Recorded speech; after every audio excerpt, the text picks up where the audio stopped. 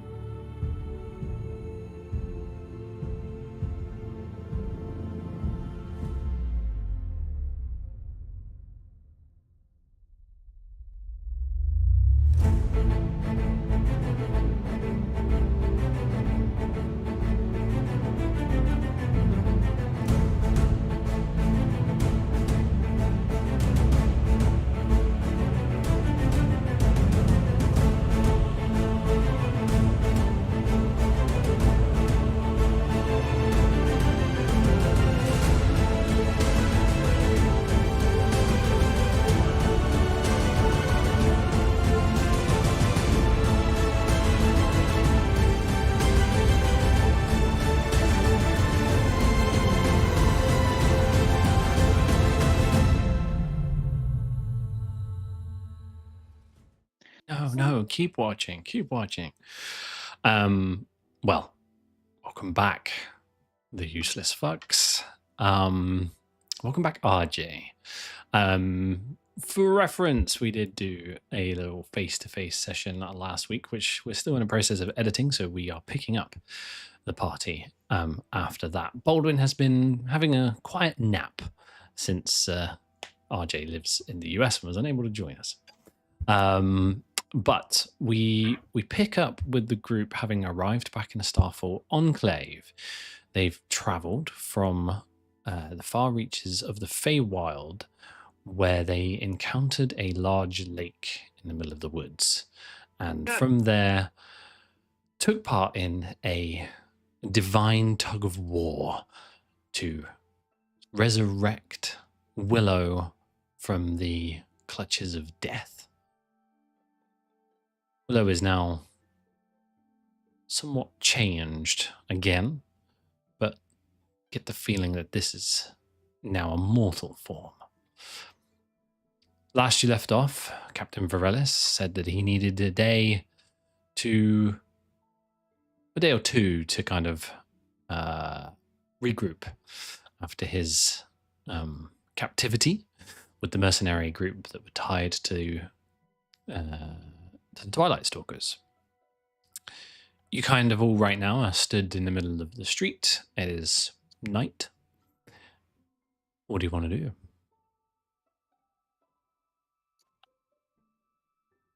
Is it night to him like it's Feywild just being nighttime for an undetermined amount of time, or is it actually like we should be going to bed at night?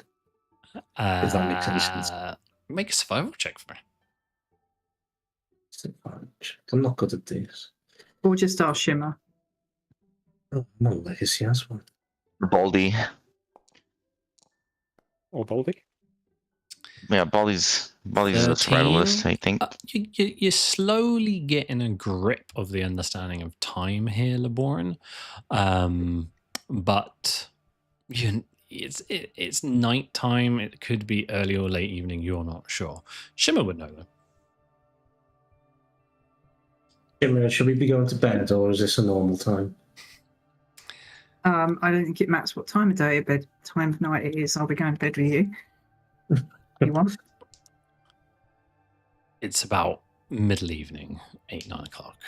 We've got some time. It's probably it's a little bit before your bedtime, Laborin. We've probably got a good 2 or 3 hours. Okay. What's But the we same? can still spend them in bed.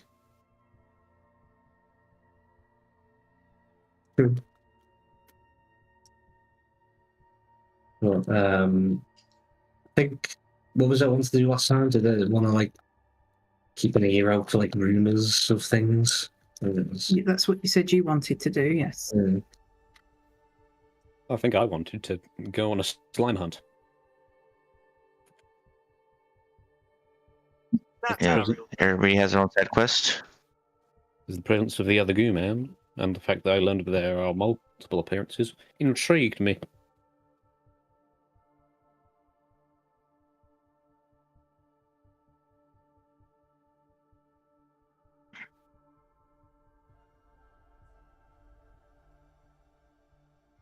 So, before he left, Captain Varelis will have given you the location and details of a tavern in the Starfall Enclave called the Gilded Grove. Described it as a lavish, multi-level tavern that is probably a little quainter and less chaotic than Moondew and Mirth that you'd stayed in before. All right. I guess we'll go find the pub, find a room, Okay. wait for this whole thing to blow over. Yeah, so you make your way to this place. It's very reminiscent of somewhere on the material plane. Although there are touches and splashes of the Feywild that appear here, you know, small dancing spores of light that move through the space.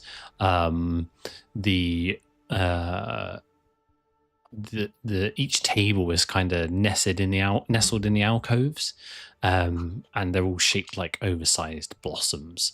So it's like the Feywild, and somebody's done it up to look more material plane-esque. I suppose we'll all be sitting down getting drinks and things. I think, yeah, I'll use that opportunity. Like, I'll try and pay special attention to what other people are saying, just looking for anything that's like Twilight Stalkery or about the council, maybe any sign of corruption, you know, any like hush deals, that kind of thing. Okay. Make a perception check for me.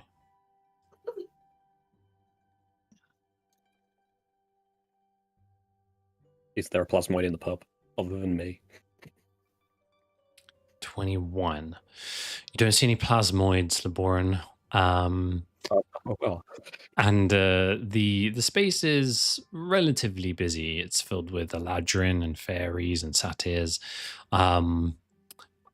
Keeping an ear out for rumors and the likes. You hear a few people talk about recent thefts in the area, but there's, you know, and the odd goings on here and there. An individual from a particular street who's been rumored to be cheating on his wife and that kind of thing, but nothing linking to Twilight Stalkers or obelisks or anything that you're particularly interested in.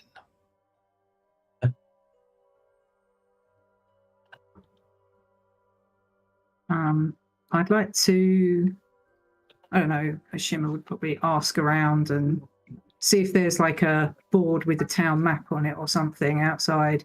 I'm interested to know if there's like a grove dedicated to Maliki in the area. So you pop outside and you do find a notice board, and there is a very crudely drawn town map on there. One of the things you also would have noticed about the Starfall Enclave, actually, there isn't a lot of signs of divinity here. It's not like the material plane where most of the large cities have some kind of resemblance or sanctuary to a deity. That doesn't exist here in Starfall Enclave.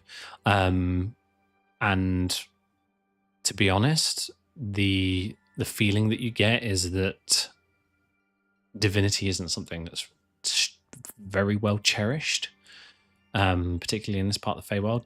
Obviously, your home is slightly different and unique to that fact, but around here, not so much.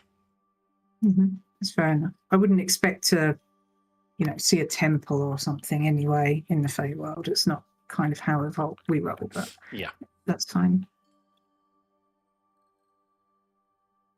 Do you want to come window shopping, Labor, and we'll just walk the streets, have a browse? What are you looking for?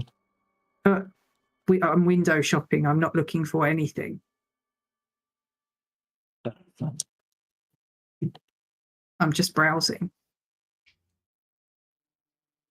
Yeah, I'll have a browse with you. Or you can stay here and brood in the dark corner of the inn if you want. There's nothing interesting going on. That's very romantic of you. Thank you. You're yeah, so you can spend some time wandering the streets and you find lots of different shops, and one of them is kind of like a the best way to describe it would be almost like a Fey antique store. And in the window are kind of these very strange ornaments, some that glow and pulse of different various different colors, and swirling patterns. And to you, Shimmer, they seem relatively normal. To you, Labor, they're odd. They don't resemble anything that you would put on a mantelpiece or anything of that nature. But yeah, that kind of thing is what you see. A few, relatively small food stores, but for the most part, you can see that a lot of the retail in the city right now appears to be closing up. Yeah, I would expect.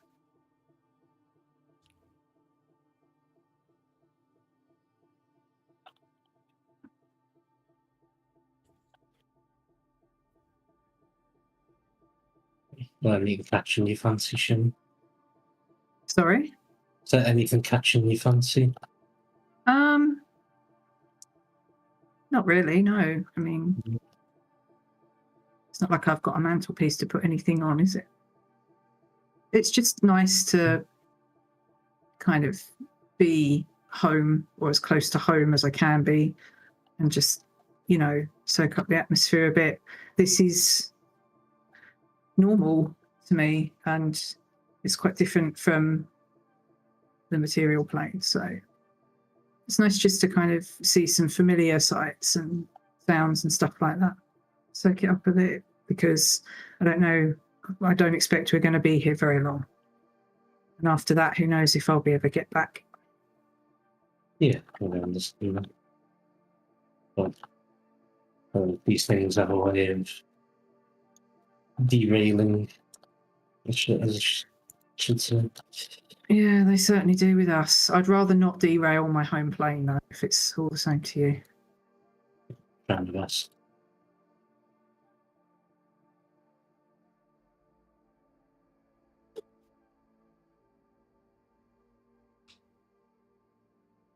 Guess we'll take a walk back and have a few drinks then.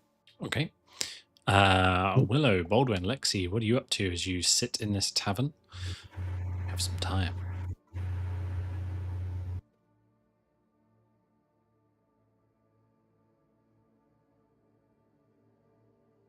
Willow is probably taking advantage of the fact that she can eat again and is just ordering whatever there is on the menu in this tavern. She doesn't care. She's never liked it before. She's going to eat it.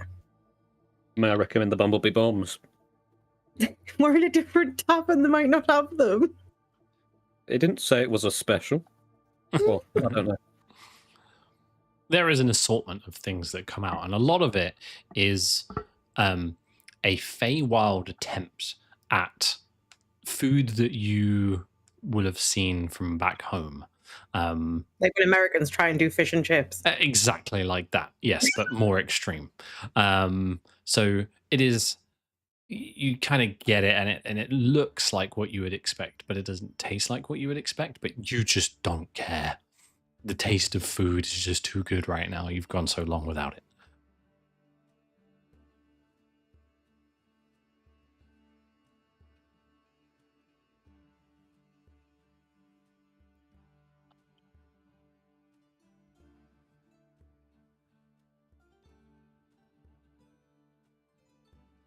But oh god. Yeah. Baldwin. Yeah. Yeah. I mean, is there anything you're sort of aching to get done within, I don't know, before we hit the hay? Uh, I just woke up. Oh yeah, yeah. That's a big question. How come you've been asleep for like 2 weeks? We did a lot. I don't of know. travel. That happens sometimes. It's a little bit of hibernation. Got a little bit of animal in me. A little bit of bear. That's not scientifically accurate, but I enjoy the reference with defense. It's a weird time here, man. I don't know. Got my clock all messed up. Wild jet lag. I mean, Oh yeah, big time. I don't feel properly rested. Every time I wake up, I gotta use a very powerful spell. It takes a lot out of me, so I gotta get a little extra shut eye. You know what I mean? you tried to kind of call us every morning, but we put the clock in the way and it absorbed the magic. Well, there you go. Yeah, I don't really know what's going on, but I'm here for the ride, so just point me in a direction and I am curious about the other plasmoid we saw in that cave. Not cave. Oh, you mean the one that threatened to shoot you if you didn't leave? Yes. Surprised you. Peculiar weapon. Yes. We had them back home. They're called guns. Gun. They are. What's that? It's a metal barrel with some explosive powder at the bottom that fires metal balls. We call them bullets. They fucking who? Bullets. Bullets. Yes. Very common Bullets. weapon back home. Every one of us had two on us. Two? Yeah, we had two. Some cowboys? Yeah, double. You just had them on your hip? Yeah, double-ended as well. Double-ended? So, okay, how does that work? You gotta explain that one to me, boss. Like double-ended as in, as it was like the handle was also a barrel, or like the barrel went in. Like, how did you not shoot yourself? You point and there's a barrel pointed at you. That was more of a Taxifolia thing. That wasn't with everyone. As you saw with his gun, he just had the single. Jeez. Okay. Yeah. So you're trying to find some leads on more plasmoids? I mean, he's the first one I've seen in a while, and I assume maybe he's been to the home realm.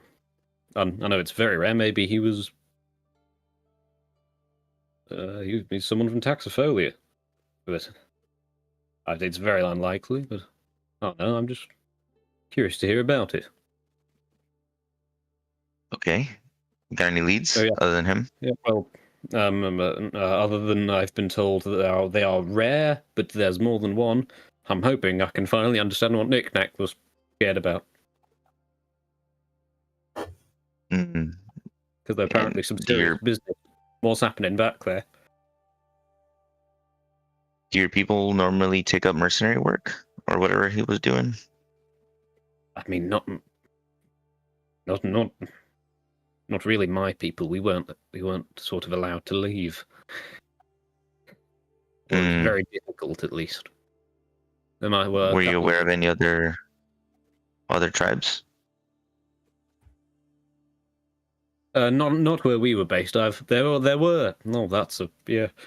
I really wish this happened post Jack talk, but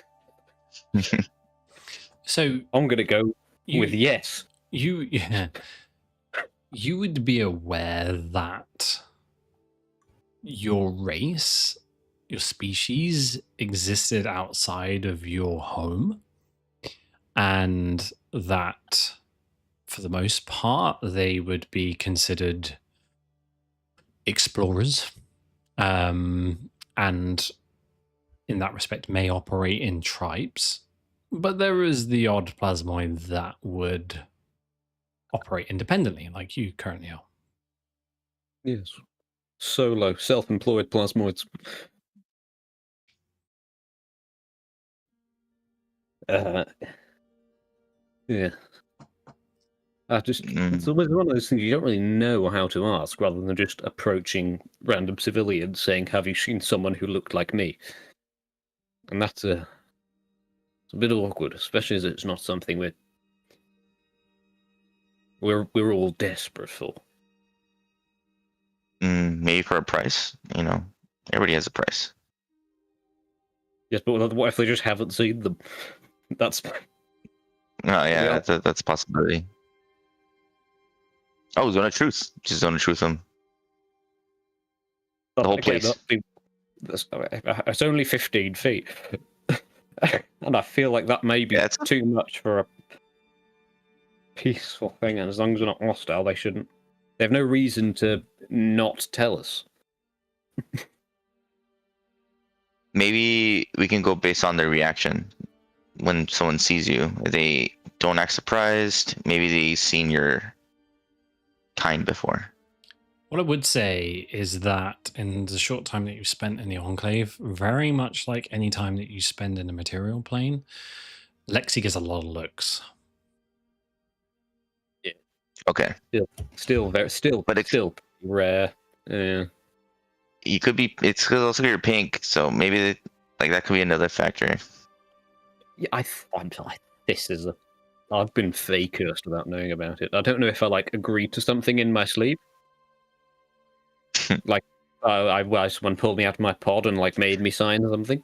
It's a very strange effect.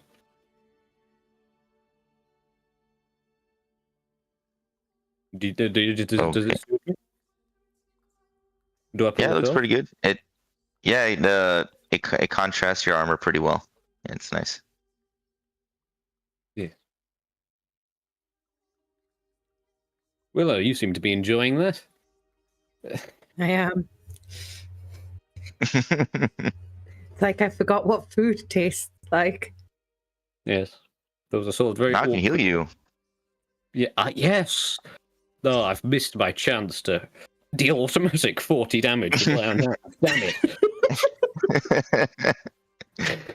What do you mean? Hang on a second. You were planning on doing automatic 40 damage, Lexi? Oh, that's more of an Adam thing. Don't worry about it. Who's Adam? I don't know. Adam. I'm concerned about your mental well-being, Lexi. I would be.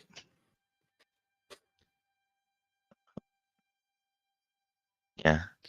So when are we going slime hunting? It may be too late to begin slime hunting. Searching for them in the dark may not be the best, especially going out into. I don't think we'd leave the city. Yeah. Question: Did your tribe ever trade with any outsiders or no? Outsiders more came to us, and then they couldn't leave. Oh, okay. All right. So, okay. We didn't hold them hostage. There were other factors involved. Any other species that you would collaborate with that didn't involve keeping them in your tribe? They weren't necessarily part of the tribe. They just couldn't leave the sort of area we were in. But some It of kind them, of existed.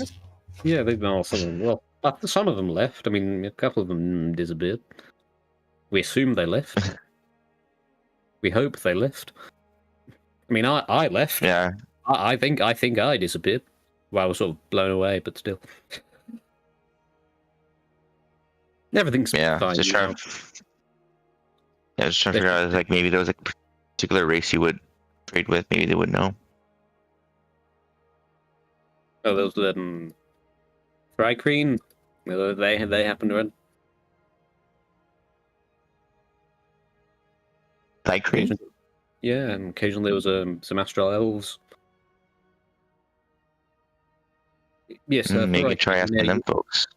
You know, have you seen any Thry Cream around these parts?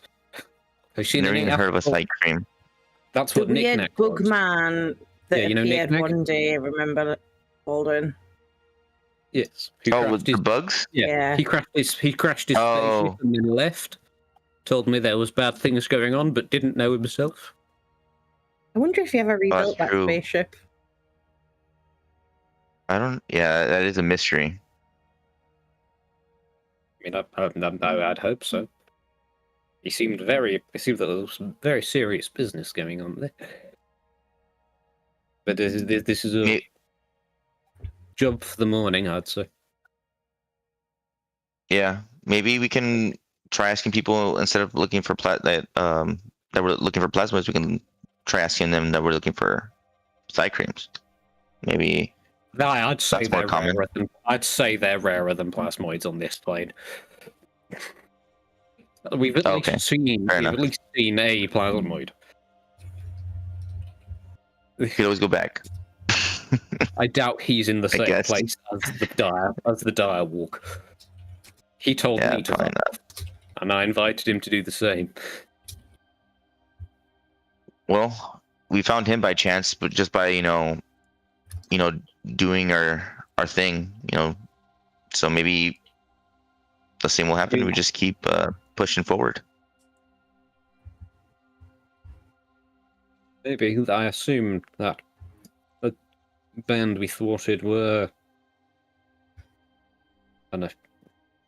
some form of either poachers or gang of evildoers. Could have Posse. made. Yeah, Since a they got posse. guns.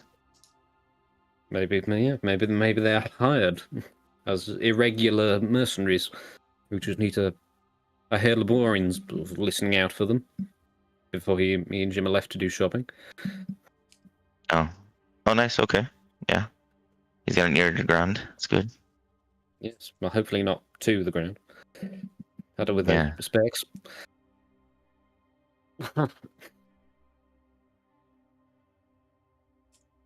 I feel like I've just been staring at Willow eat for this entire conversation. I don't know. Is that a problem? Well, you can't tell. I've got no eyes. Are you gorging or are you just eating slowly? Oh no, I'm fully like gorging. Okay, yeah, then we'll probably be looking kind of like as I'm talking to Lexi, probably made some side glances like, okay. It's like I haven't eaten in my entire life. Like, So you got to slow down, Willow. You know what they say, like if you haven't eaten, you're starving and you overfill it, you could die. You're gonna rupture your stomach. We don't want that happening again.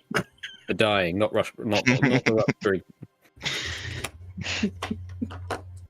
hang on, so we don't mind if there's rupturing. It's just if I die, it's No. a I don't want the rupturing. Rupturing is still a no. Don't rupture. But also don't die.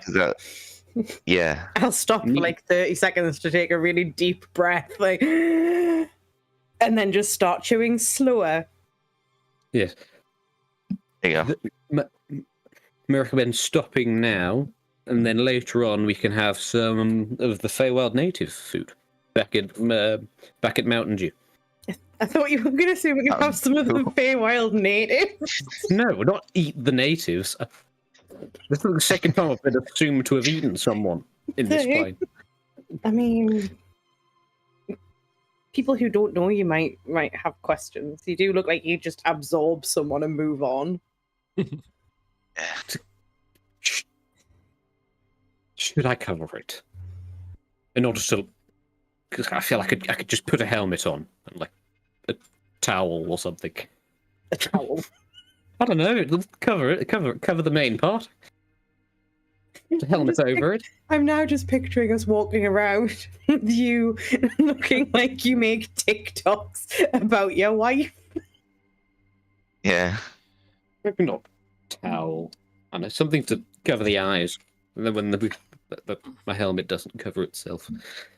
Oh, just go full like chainmail, and then we'll see you underneath. Cover my entire body in chainmail. Yes. Yeah, that's the thing. Like a metal ghost. Yeah, and then you put the armor on top. So now, and then you get a shadow casting on your helmet, so no one can see your face. That would absolutely 100% fuck any future attempts at being stealthy, but it would be fun. I think I've already This conversation given up on stealth. This conversation takes you late into the night. What are your sleeping arrangements? Assuming that you're looking to sleep in the tavern. Is this tavern just regular beds, or are these more pods? This is regular beds. Well, hey, rooms and beds and board. Like assuming boards. How expensive has this food been? Is it just as expensive as the other place? More or less, yeah. More or less. Then this plate is rather pricey. So Baldwin, you don't mind sharing with me if you get one with 2 beds? Oh yeah, of course. Anything that saves us money. Yes, me and Baldwin share. I assume Laboran and Shimmer and Willow. You can. Do you want Junior? I don't. I think I'll just take a room by myself, Flexi. All right, Baldwin. We're fitting Junior in ours. Then it's going to be quite a struggle. Just make him into a mastiff. No, for now. Junior is a horse. I can't. I'll have to recast it in order to make him a mastiff. You're gonna sleep anyway. Or you could just dismiss him for the night. Look at his beautiful. I'll have to waste a spell slot in the morning. I don't want to. Wait, is he pink? Can you not cast it? No, you can't cast it. No, I'm a paladin. What is a ritual? Rituals never matter. So, 3 rooms. Is it? Yes. Yeah, yes. 3 rooms and the food for 1 night. It was going to set you back 10 dewstone. Okay. Laboran's not here. Yes, he is. We put on our cap. Oh, they have returned and they've just sat silently while we've been talking absolute bollocks. They said they came back. They just are T-posing? Whoa. Laboran, your natural self. I didn't realize you'd come back. So stealthy. My house mountained you. How much dewstone are you robbing me for? 10. Willow ate a lot. Right, well, I haven't eaten for like 3 months. She gets a free. I never said it was bad. I speak only truth. You need not defend yourself. Right, I've knocked that off. Uh-huh. There you go, bartender, whose name I don't know. Me neither. You. Oh, you poor man. I'll go on a quest to. Has your brain been stolen as well? There's actually a woman. Wrong of you to presume. Oh, you poor woman. Well, you poor woman. You get a good night's rest, and you wake in the morning to a bright and glorious day in the Starfall Enclave. Who is spending the spell slot today for Clockify? Me, please. Drop a 5th level, then, please. There you go. As you guys gather round downstairs in the morning, part of your accommodation for the evening includes a hearty breakfast of Feywild mushrooms and meat that you cannot discern the nature of. and some purple eggs.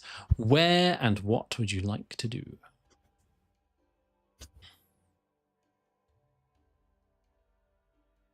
So we've still got another day, haven't we, before Varellas returns to us.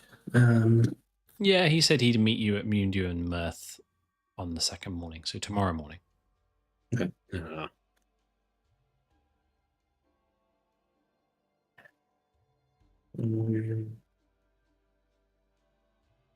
I'll tell you what I'm worried about. What? That devil who said we should be very careful about when and where we go to sleep, and that he will always be watching us. Yeah. Double? Yeah. Oh, okay. Just palm that off, shall we? That'll be fine. I mean, That's why I was having nightmares. I'm sorry. Was he the one who caused your slumber? Yes. No, I don't know. I don't think there's any sense worrying too much about him unless you've got a way of detecting where he is or anything like that. If he shows up, you'll kill him. If he's within 60 feet of me 3 times a day, I can go, waha! Yeah. 6 seconds. I meant something a bit more reliable than that. Oh, I do have a spell for that. Locate person Have to be on or the same creature or plane. something. It has to be on the It's 1,000 feet. 1,000 feet. what's happening? I get the feeling that he can travel across planes. Yeah, it's also, I think it doesn't, if there's like like 5 feet of concrete or something, not concrete, but like stone. Yeah. I might, 1,000 feet. I might have a. How far is detect evil? How much is 1,000 feet? That's like a third of a mile, something like that. I'm not I sure. don't have detect evil. Good. I do. Is anybody's character sheet different? Mine looks kind of Yeah. like old school. Yeah. Yeah, I'll they just would show- have. They would be. So if you open the sheet and then go to the little dots in the top right. Oh no, sorry, no, that's wrong. Go to the cog that says sheet, and then this sheet Okay. change to default saver configuration. Ah, No, I did default Perfect. 5e thing. Okay, no. thank The you. same thing. Alright. There you go. This is cleaner. I've also lost health. I'll put it back. Locate person. Is there a search bar here? God damn. I don't think he ever gave us his name. He did turn into his demonic forms. You've got his face. You knew him as Lord Magistrate Acronis Mestica. Mestica? However, that was also the name of the guy whose head you found. Yeah. I don't think you need to name him for locate person, do you? I think you can describe him. Yeah. I think you're right. Locate. Let's just hope that What the hell Baldwin is is really, really good at describing people's Yes. features. He was red and he had horns. Big, red, devil, angry. Yes. Locate creature. Here we go. Not overly happy about our dealings. Yeah, so describe or name a creature that's familiar to you. You sense the direction to the creature's location as long as that creature is within 1,000 feet of you. If the creature is moving, you know the direction of the movement. The spell can locate a specific creature known to you or the nearest creature of a specific kind, such as a human or a unicorn. I mean, As long as he's been like within 30 feet of me, at least once. Yep. But if it's under polymorph, if he's like using a spell like polymorph that changes his form, it doesn't work. He could have obviously very easily disguised himself again, I assume. yeah. Mm. Maybe he's still I guess you did say he didn't die, he disappeared. Well- Ah, I don't know, like I said, I got the sense that you could very easily travel across planes as well, so I think Yeah. relying on a kind of locate spell wouldn't necessarily work. I mean, it could do, but I think there's a decent chance that it won't. yeah. It'll,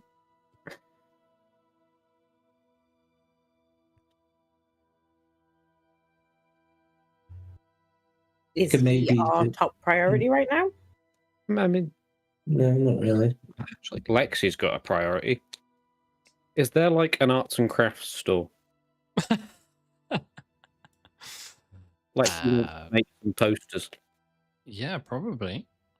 Yeah. You can spend. I want, What do you want to buy? I want to buy some poster board, Okay. some colouring in methods. Yeah. And if there's a photographer, I want to take a picture of myself, put it on like 30 of them, post them around the city, and say, "Have you seen a plasmoid? If so, sending this man." Okay. So no photographers, for obvious Oh reasons. damn! Fine, I'll just draw a pink slime, Okay. and then my name, So Lexi, Lexilabranx J Taxophilianx. yeah, so you can spend an hour in the morning trying to find these supplies, and it will cost you a couple of Jewstone. And then you can spend another couple of hours, well, 3 hours probably, drawing up these posters and placing them around the city. What do they say? Have you seen or came across a plasmoid in brackets person made of goo? If Yeah. so, sending this man with a image of the drawn image of Lexi, and it says his name underneath, because I think for sending you need either a name or a image, and I'm hoping that'll be closer. If so. Okay, and well, roll. What language are you writing this in? Gemma, can you write it in Sylvan for me, please?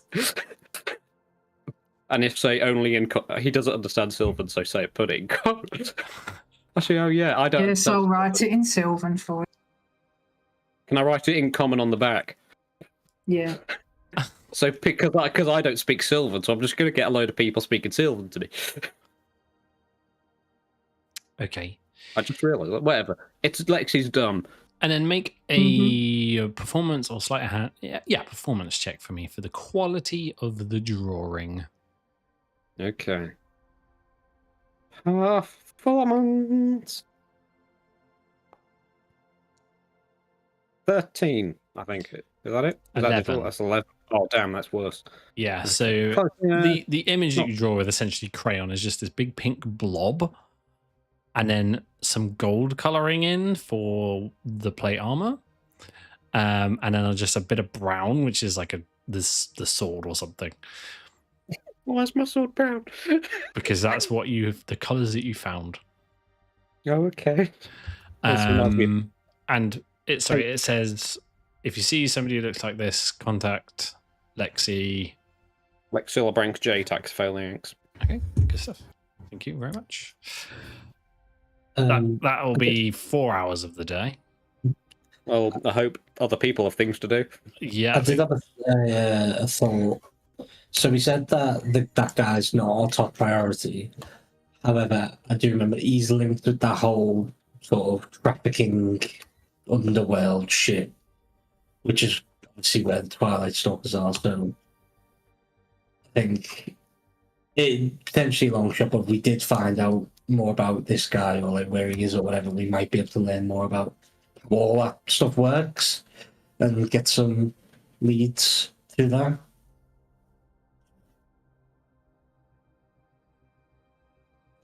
So I don't know whether maybe it's worth we try and find some people in the city that maybe are well versed in like demons or whatever it is that he was, and see what we can tell them.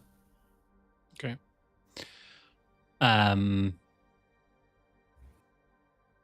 Is that what you wanted to spend some time doing? Yeah, sure. Is anybody else going on this endeavor? I'm painting. Yeah, you're painting. I almost feel legally obligated to supervise Lexi, Okay. especially after his last foray into art. Okay. You could draw a couple. I'll make it a lot. Just one thing then for me. Shimmer, can you just roll a straight intelligence check for me, please? Oh dear.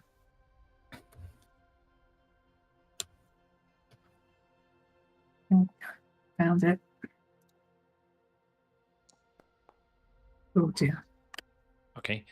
And also a perception check. I can see things. I do see things. Okay. Good. You managed to balance out the rolls with that DC. You watch Lexi write his entire full name on a bunch of things that he's then going to post around the city. Lexi, Yes. can you not? But how will I be? How are they sending me?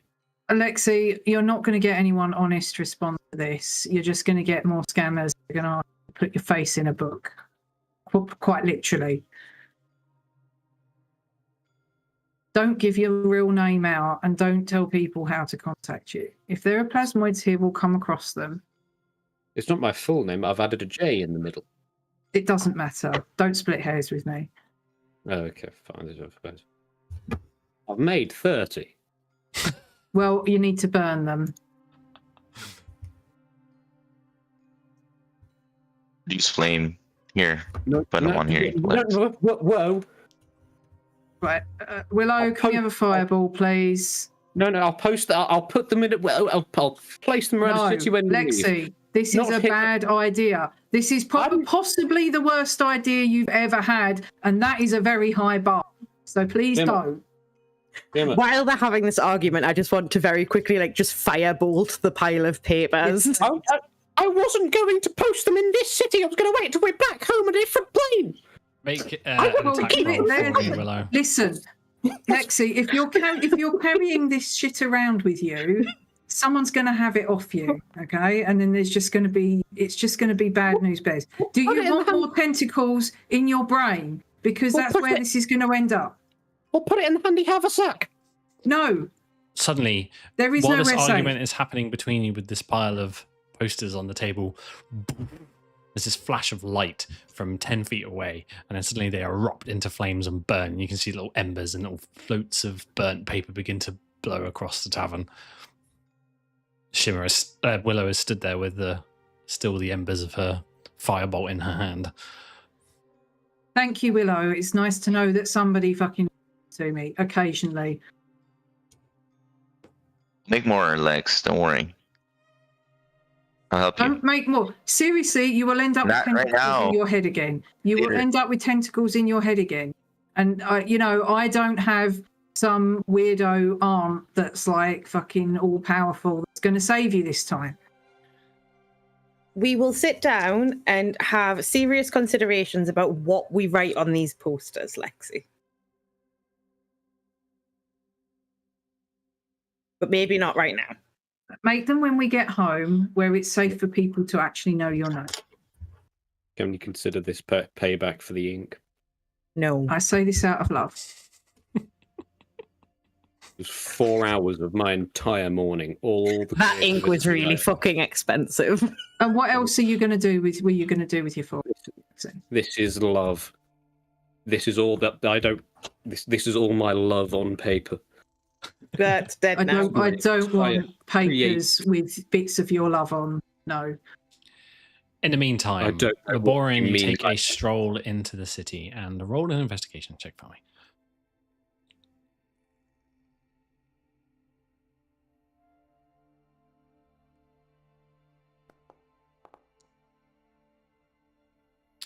$20. You have a good stroll around the city. You find dark alleyways and groups of individuals that look like they are on the wrong side of whatever the law is here. And you ask around, spend a few hours doing so, and you do find a small tucked away establishment that you over a bit of time managed to work your way into. And they seem like a group of people who have an interest for whatever reason in all things demonic in nature. Doesn't feel like a comfortable place to hang around for too long. But through a little bit of conversation, you get the sense that the individual that you are looking for, these people do not know who that is. So even with that 20, you get the sense that there is nobody in this city that has any known links or connections to that individual.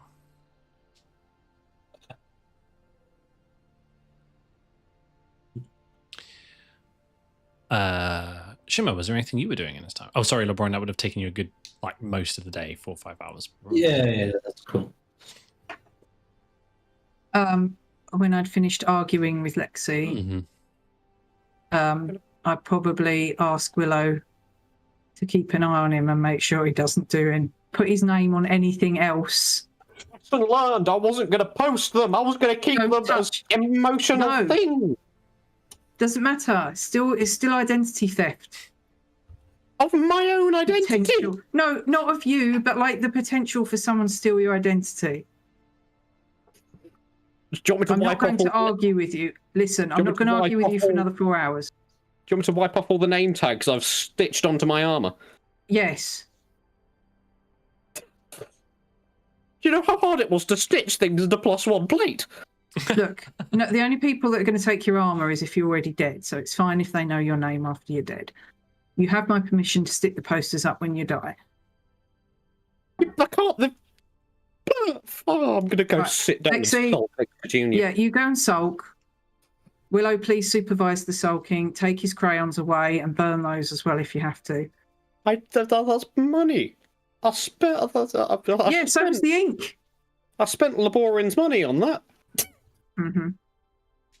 I'm just gonna go for a walk. I'm gonna go for a walk. 2 juice stone, Laborin.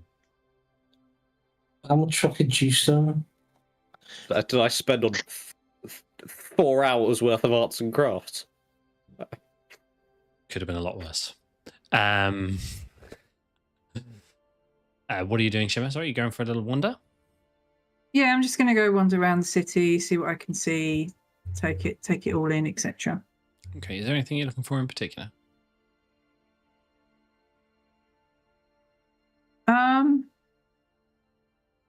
No, I can't think of anything specific. I mean, I would keep my eyes open and ears open, but I'm not like Laborin. I'm not gonna assume that the answer will fall into my lap. Okay. And maybe have a look for some musical instruments. That would be cool. Okay. Okay, looking for musical instruments then. Just make an investigation check for me. I don't investigate well. Oh, I do investigate well. I'm learning from Laborin. Dirty 20, very good. Yeah, you walk around the city for a couple of hours and you take it all in, and the sense and comfort of being back in the Feywild is strong. And even though you wander alone, you don't feel alone. You feel like you're back home. And the constant of turning a corner and mystically seeing the tree in the far distance, the great tree in the far distance, is a warm reminder of where you are. And the sights and the smells and the species of creatures and people that you see wandering around the city is very comforting. You do find a very large musical store that is run by a family of satyrs. And it is all very much filled, like a warehouse filled with mundane musical items such as lutes and lyres and all that kind of stuff. But with that investigation check, you don't find anything particularly interesting amongst any of it, but it's nice to know it's there. Good. Thank you. Also, roll me a perception check, please. Oh, baby. Natural fucking 20. Okay. Very good.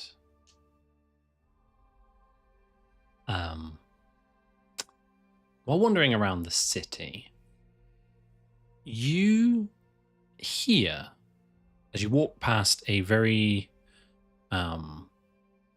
beautiful section of the city that is lined with all kinds of wild flora that has been kind of lined against the city, the sides of the city streets.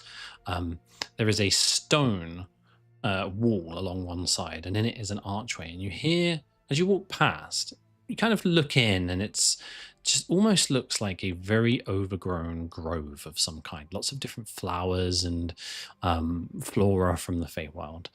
And there are two very druidic-looking individuals that are stood on the outside of this archway, and you overhear a conversation referencing somebody known as the Gardener. Okay. Any other details I hear about this conversation, or? It's along the lines of, it's almost, it's not divine in nature, this conversation, but it's not quite cultist either. It's more along the lines of these individuals appear to have what is the right word I'm looking for? They aspire and look up to an individual known as the Gardener, a powerful fey being who has connections to the wilds and the nature of the Feywild, and can do things that other individuals probably wouldn't be able to do. They also reference something known as the Eternal Garden, a place to take blessings. Okay, that's very interesting. I think I'll probably approach them, if that's okay. Yeah. So there's two Eladrin. They look very druidic, and as you approach, they kind of halt their conversation and look up to you. And, good morning. Good morning. I'm sorry to bother you. I'm kind of passing through town, and I apologise. I couldn't help but overhear what you were talking about, and I confess it piqued my interest, and I wondered if you'd be willing to share a bit more about it with me. I'm interested to learn more. You're curious about the Gardener? Yeah. Well, this is a little, and kind of like gestures towards through the archway into the garden behind, and kind of, well, this is a small shrine, I suppose is the right way to put it, to the Gardener. We it's just the two of us that run this, but the Gardener is a fabled archfey. They adore the splendor of nature and the joy of song, the glow of shared merriment. An ancient being, some say, who wander the Feywild and the worlds of the material plane. We haven't met them ourselves, but we bring offerings here when we can to lean into their power. I see. And what sort of offerings do you bring here? Oh, all sorts of things. Flowers and trinkets, things like that. I don't know about you, but we like to think that even though we don't hear the Gardener, they hear us.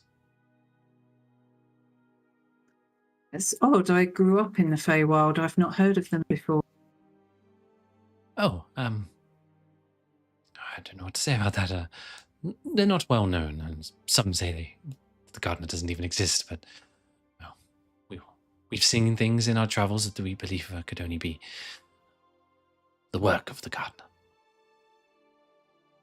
Sounds interesting. Would you permit me to make an offering?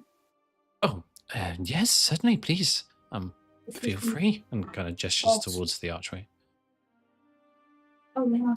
Yeah, I'll go through.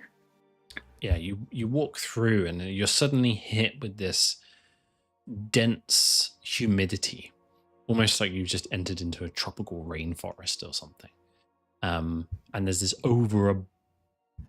abundant smell of pollen and flora, and very overwhelming floral scents.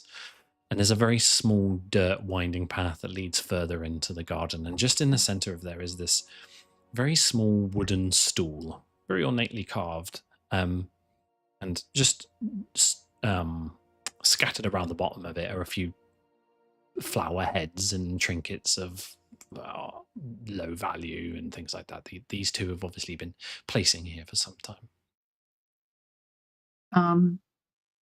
Okay, good. Well, based on what they told me, Shimmer would like to make an offering of song. Okay. And how I'm not going to sing, though. How would your song go if you were to sing it? I can't just compose a random hymn, but I suppose it would probably be like something that she'd grown up with, a song that she'd grown up with. It would be about, nature and the nature of the Feywild and the contrasting, the beauty and the savagery and all that sort of thing. It would be very nice, much nicer than I could come. Very good. Make a performance check for me.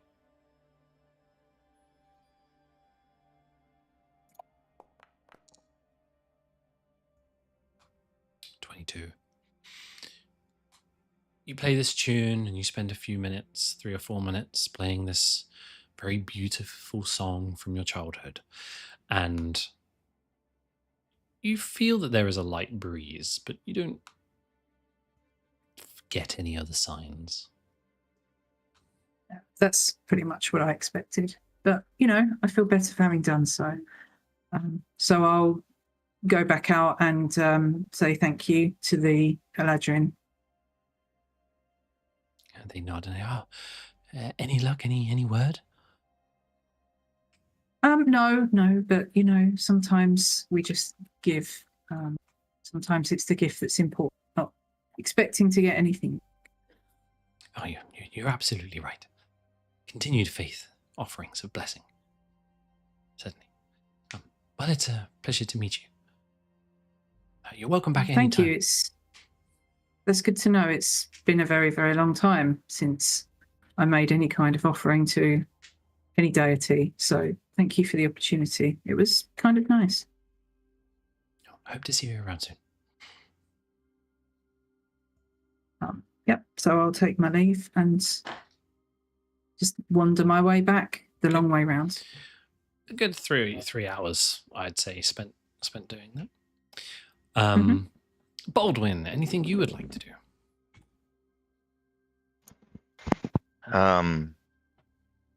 I'll bust out the pan fluid and try to soothe Lex. Okay. You try and calm I know he's his in despair emotions right now. through the power of song. Make a performance check for me. Yeah. Like a small child having a tantrum.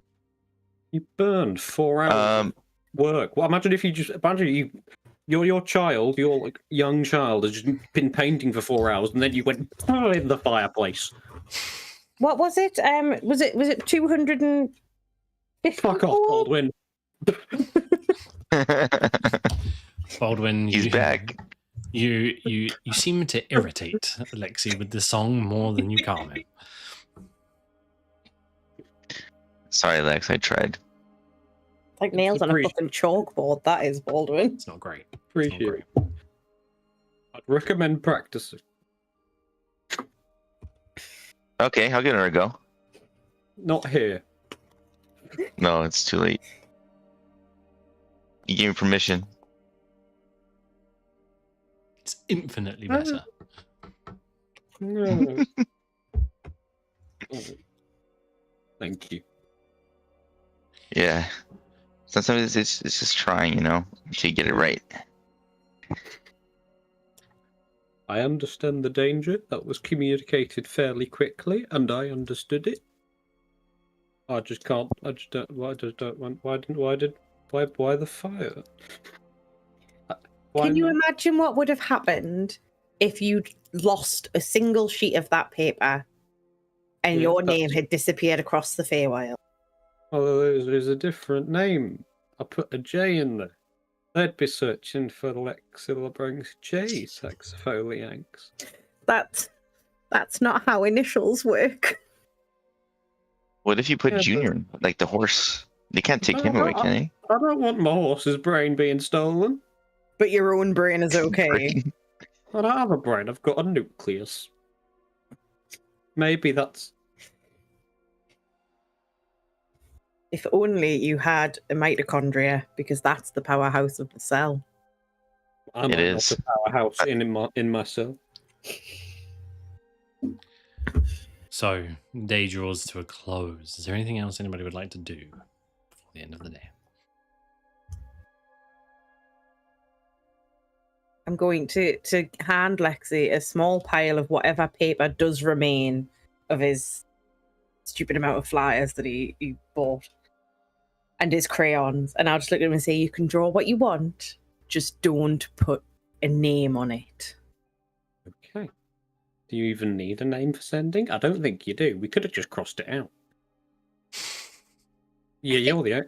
Do you need a name for sending? I'm now questioning that fact because I can't Could've just- remember.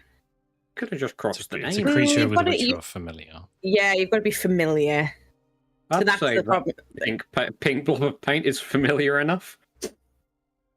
I could just. What if I just like do a big loop around the city on Junior, just like full on sprint, cover the city as fast as I can.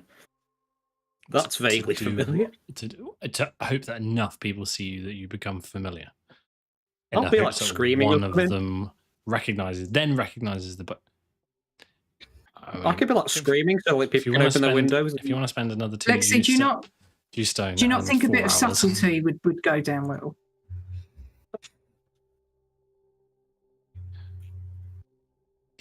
Got When I it. come back, I'll sing to Lexi. Roll a performance check.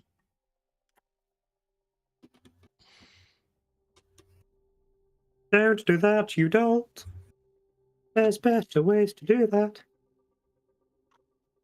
I don't know. I'll just sing him a lullaby or some shit to calm him down. Nothing Aw. worse than a jelly and having a tantrum. A jelly having a wobble. Yeah. Let me. I'll just say, look, Lexi, I don't think it's a good idea to advertise ourselves anymore. We have. Can we please just do this with a little bit of tact and subtlety? give it my all. I mean, if you want to go around smashing doors in and put your face on a poster when we do Laborin's heist, that's fine, but not here, please. Can I have that on paper No. with your signature so I can show it No. to him when I do so? Well, you can do it there, but I can't promise he won't slit your throat for it. Luckily, I don't have.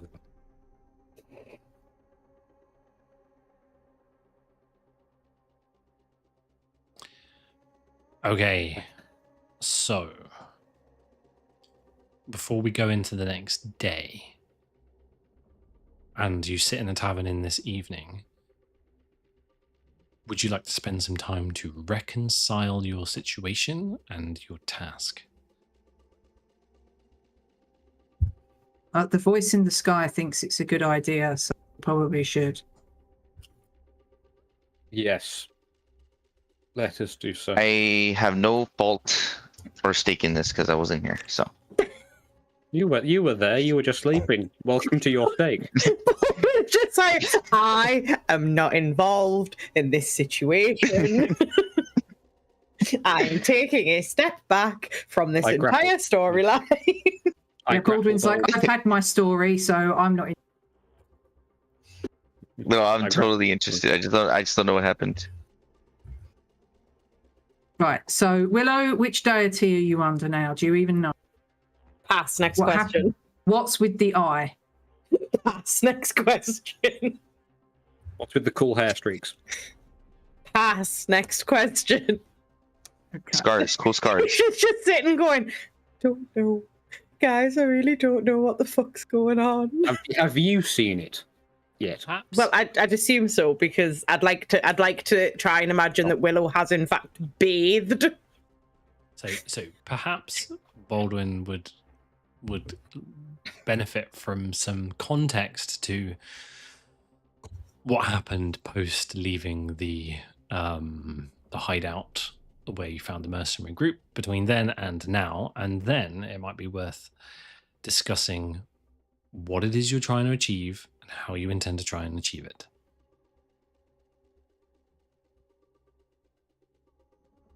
Yeah, that would be most helpful. Okay, so if you remember, when Willow died, everyone Yeah. killed everyone, and you all left the hideout. Rescued Vesuvius, because that's now stuck in my head. I cannot physically call him anything else, and that is entirely Adam's fault. Viralis is his actual name. Relish. Yeah. Rescued him. Viralis. You all left. Willow's body disappeared. Like, went back to get it. It was gone.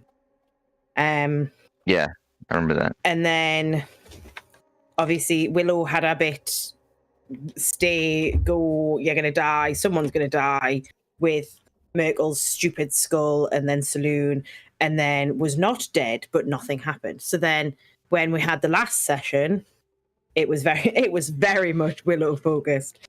So Willow was essentially in her own little like ethereal plane where she had no idea what was going on, and she was being pulled back and forth between the light, which was Saloon, and the evil, which was Merkel. And it turns out that during this whole thing on the on the Feywild plane, Shimmer was contacted by, oh my god, I've forgotten his name again. I'm so sorry. Agiros. Thank you, Agiros.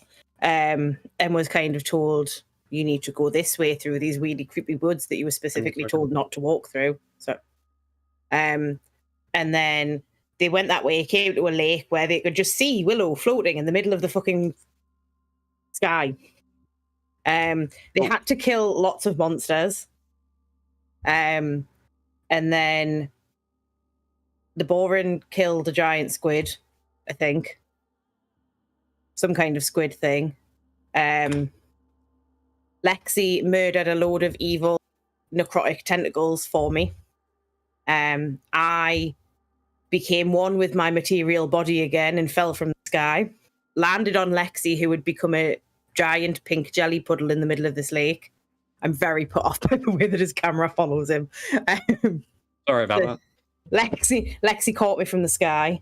But as part of my traumatic experience, one eye has become completely like glazed white and is covered in like weird distorted cracks that spread across the skin like scar. And I have lots of white streaks in my hair. And trauma. I have so much trauma now. And then we left the woods. Sorry, I am reading as I do this. On the way back to the Starfall Enclave, we asked Viralis about the Verdant Council, and he was saying that the mission that he went on that led to him being trapped in that hideout was unsanctioned because he's a naughty boy. But that when he goes back, if they ask him about what happened on this mission, he will tell them the truth. There's lots of questions about the council being trustworthy. They will likely deny that the Twilight Stalker exist, but there may be like a deeper subplot which may have to be investigated. He's going to try and get an audience with the council. Laboran is not going to go to the council in case he has to do any sneaky rummaging around. We named a group of plasmoids a coagulation,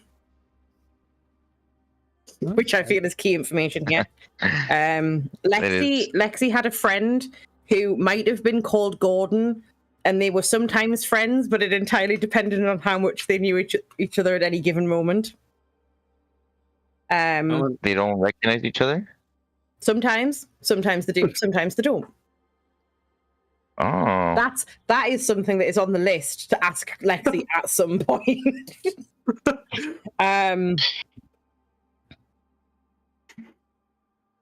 Halra doesn't usually get involved in politics, but will do some looking around when she's back at a post.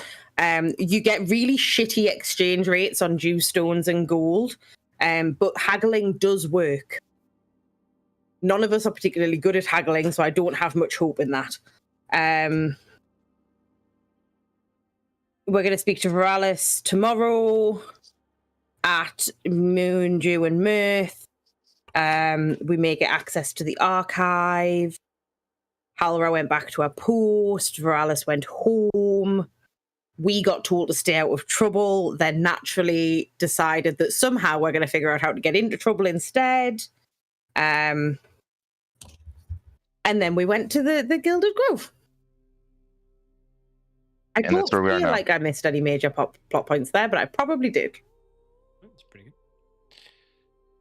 And as a party, how are you feeling about the mission, the reason why you are here? I mean, Veralis did say that a lot of people in the council deny the existence even of the Twilight Stalkers. So I'm not sure that that's a good thing to lead with, because they might just throw us out for wasting their time. We're obviously here really for the Obsidian Shard, Shimmer's personal vendetta aside. So I think my feeling is that when we talk to the council, we should probably lead with that. And that's what we're looking for. If the Twilight Stalkers are mixed up in it, then we'll stumble across them sooner or later.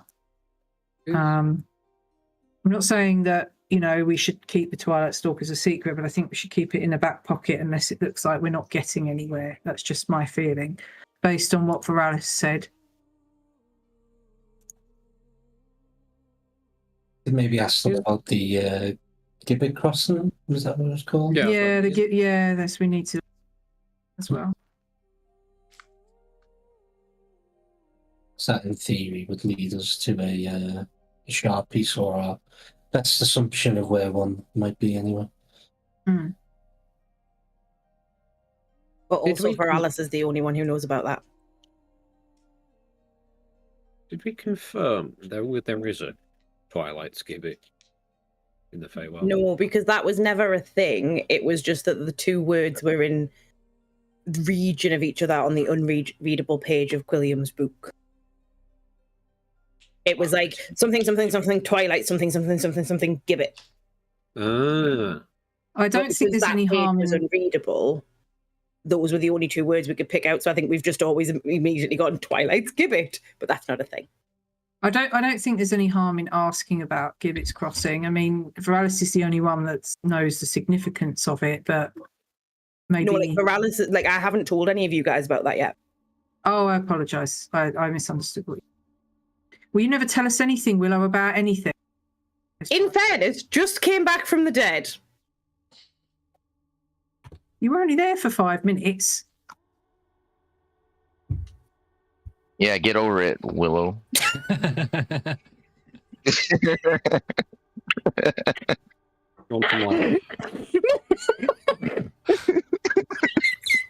You've done it like 3 times now. Come on.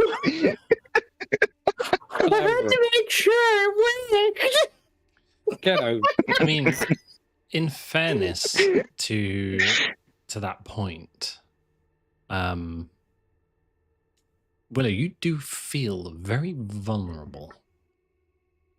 Why would you say that?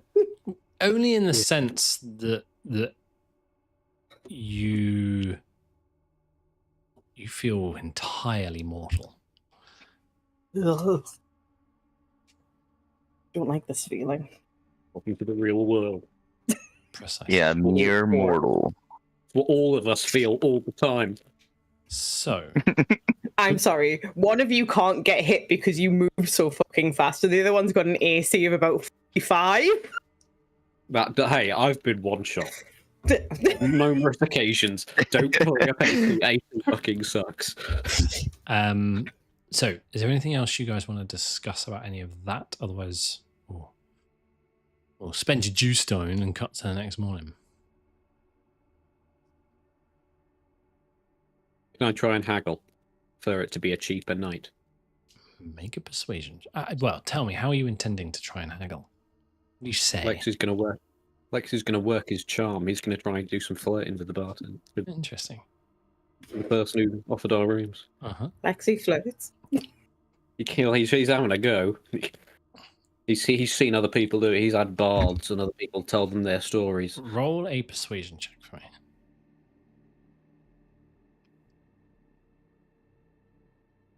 Literally my best skill.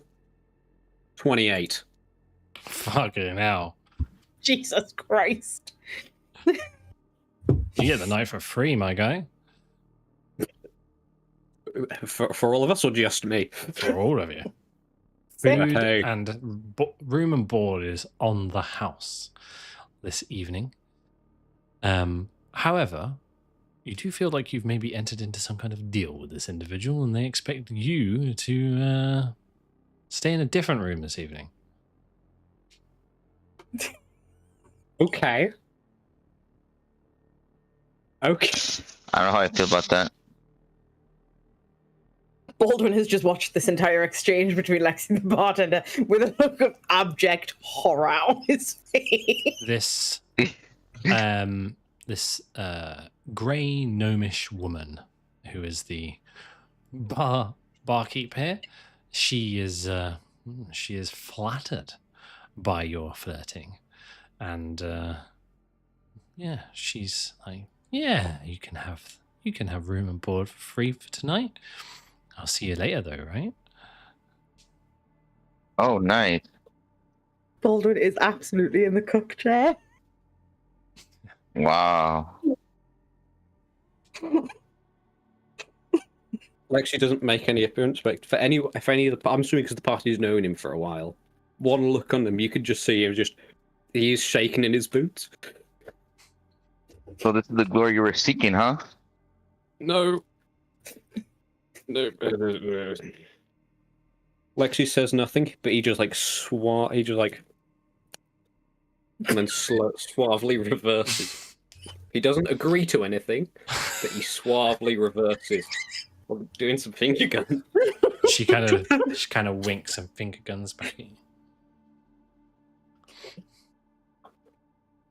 That didn't. I'll turn to Shibet. That didn't. That's not like this.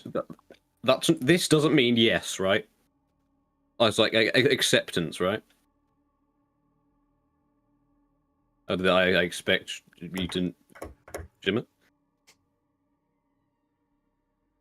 This doesn't mean down to clown. Down to clown. What have you done, Lexi? I've gotten us the meal and the bed and the rooms for free. I At think what he's cost? accidentally agreed to marriage. I'm more curious about in Fey terms. This isn't like a hand sign for yes, I agree to this deal. Yes, it is. Oh fuck!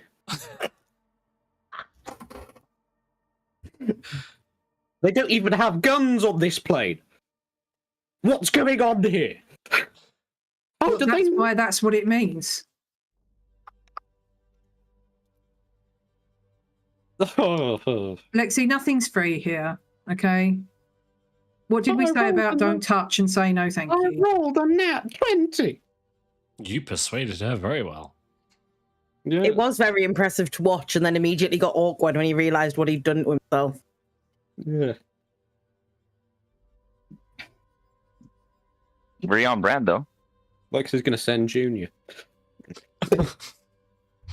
He is Gooey. Alrighty. With your rooms secured for the evening, the cost yet to be decided. Is there any final things you want to do before you hit the hay?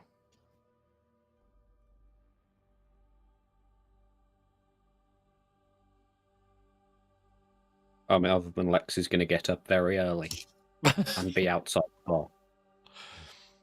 Okay. Make a survival check for me. But yeah, Lexi will attempt to get up early. Come on, Lex. Big money. No. Lexi wakes up in 2 days. So, Baldwin, wake me up early. as the rest of you wake, I got you, buddy.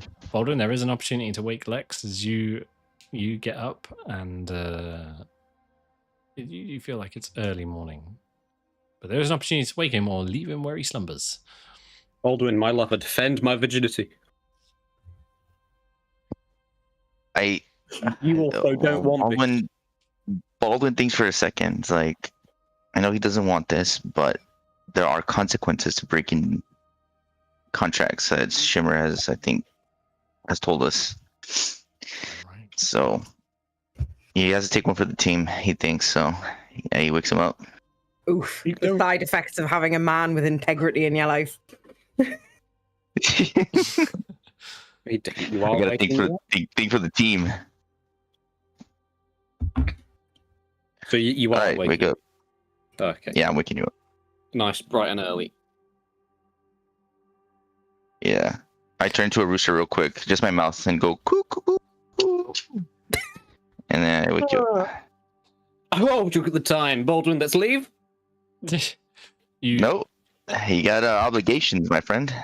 I sent Junior. He's technically part of me.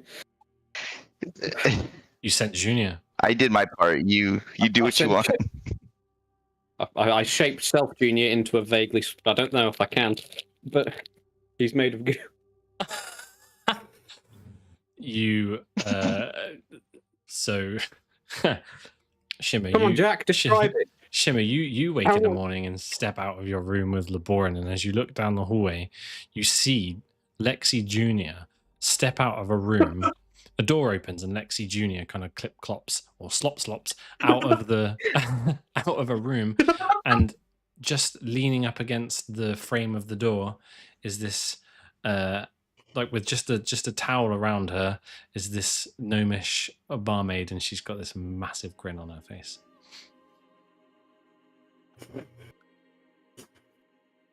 And as Lexi Jr. walks away, she just respect and then respect. heads back into her room and closes the door just as Lexi and Baldwin step out. Laborin, have you ever considered a threesome with Lexi? Would you consider it? Absolutely not. Oh, it's a shame. Just a thought. Intrusive thought. Think nothing more of it.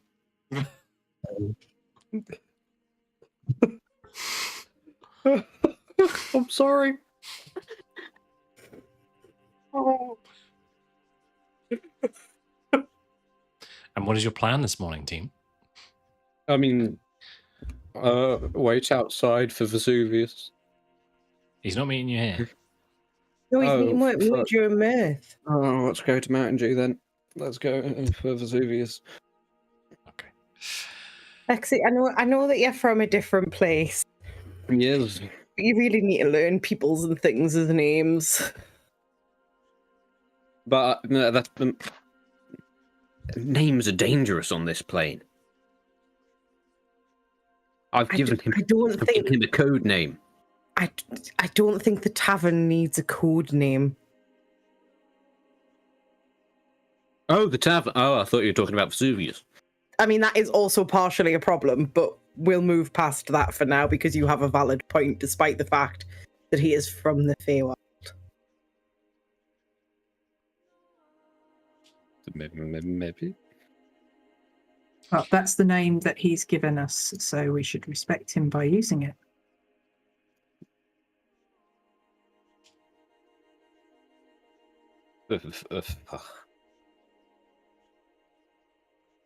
I'll try my best to remember his name, but I make no promises. Is that something I'm bad at? I can tell you from experience, it's really fucking annoying when people don't remember your name properly. When your names share very similar don't know what you syllables. mean. So It's just a slight burbling from the sky. Yeah.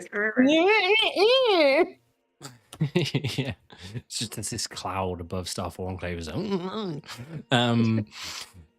Yeah. So unless there's anything else somebody wanted to do beforehand, we will cut over to just outside Moondew and Mirth, and that is where we'll take a quick break. And when we return, we'll find Captain Borellis. We'll be right back.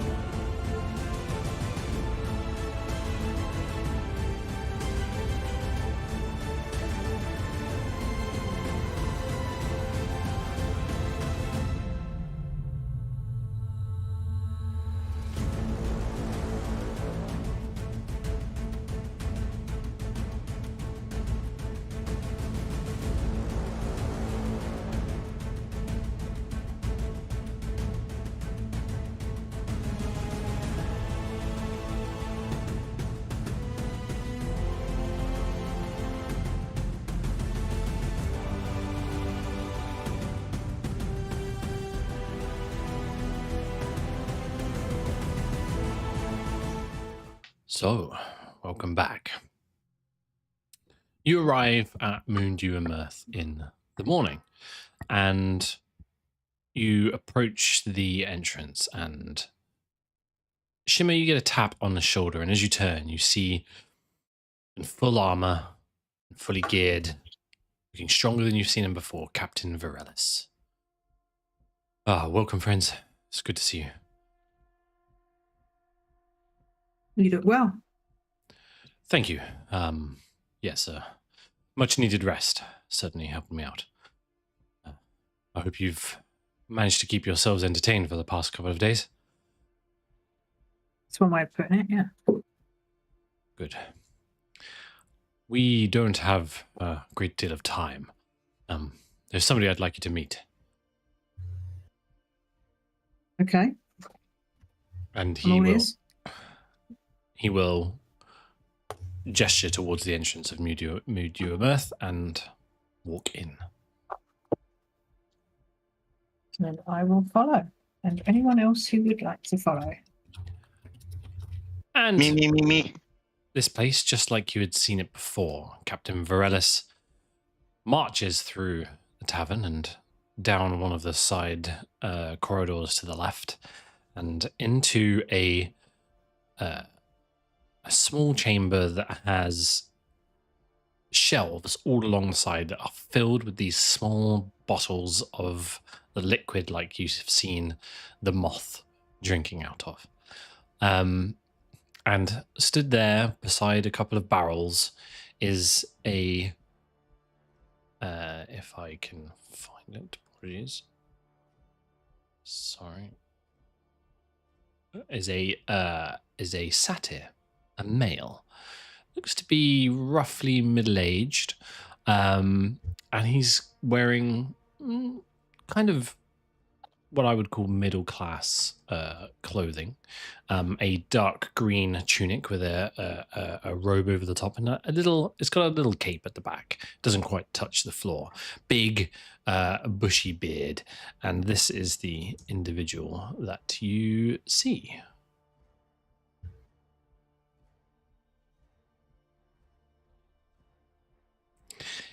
And as you walk in, Captain Virelis will look at you all and he will say, please allow me to introduce Dimian Thistleglen.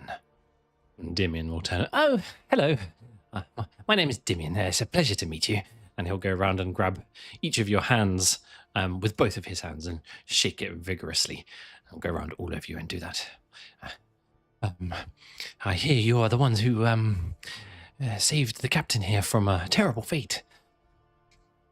Only just, but yeah. Oh, well, thank you. Greatly appreciated. I fear I'd lost him for the last time there, but it's good. It's good to have him back.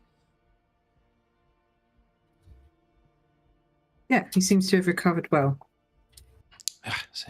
Good. Well, as I say, my name is Dimian. I'm a junior member of the Verdant Council. I did represent Moonwhisper for a short time, but more recently, that's become problematic, as I'm sure you're aware. But yes, so you're looking for help? What's problematic about Moonwhisper? You've heard the stories of the disease, I'm sure? No, I can't say I have. I've not been around for a couple of years. Many moons ago, I have lost count now, there was a disease. Some call it a disease. I would much prefer to call it a curse, as that's what I believe it truly is. All across the Dawnspire Hollow. It killed the flora and most of the fauna, and Moonwhisper was rapidly abandoned as its people quarantined, hidden away to stop the spread of the disease. So I am its only representative now, while the rest are in quarantine. Did many people die? Yes, many have perished, unfortunately. Are you familiar with the place? Vaguely. Yeah, vaguely. Apologies, you did not know. There is more to it, I'm certain. I don't believe it's a disease at all. I believe it's a curse, but that's not the matter we're here for anyway. You would like an audience with the council, I believe. Yes, we need an audience with the council if possible. And perhaps access to the archives, if I'm not mistaken. Preferably, yes, please. Okay. Look, there is an opportunity, and it comes soon. I don't hold a lot of influence in the council. I do what I can. And the captain here also helps me with concerns that I have. But anyway, the attendance of inconvenient matters is due to convene in a few hours. I have a slot within that forum if you would like it. Yes, please. Unfortunately, the attendance of inconvenient matters is somewhat as it sounds. It's intentionally bureaucratic and often ignored council session by most. I mean, if we get even a quarter of the council members, I'd be surprised. Usually used for complaints and petitions and minor grievances of people, but it's in attendance with the council members nonetheless. It really is the best I could do for you in that regard, I'm afraid. It's certainly better than nothing, and we appreciate it. Thank you.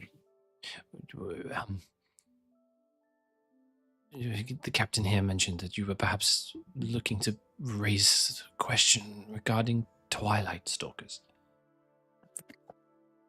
Well, possibly. The captain also, though, advised we wouldn't necessarily be taken desperately seriously if we did. What are your feelings on the matter? If you're a junior member of the council, you must have an idea of how that would be taken. Yeah. It depends who attends the first session, if I'm honest. Most people don't believe in such things, mostly because of what happened in Dawnspire. I've been quite vocal in my feeling that Twilight Stalkers are somehow involved in this. Yeah.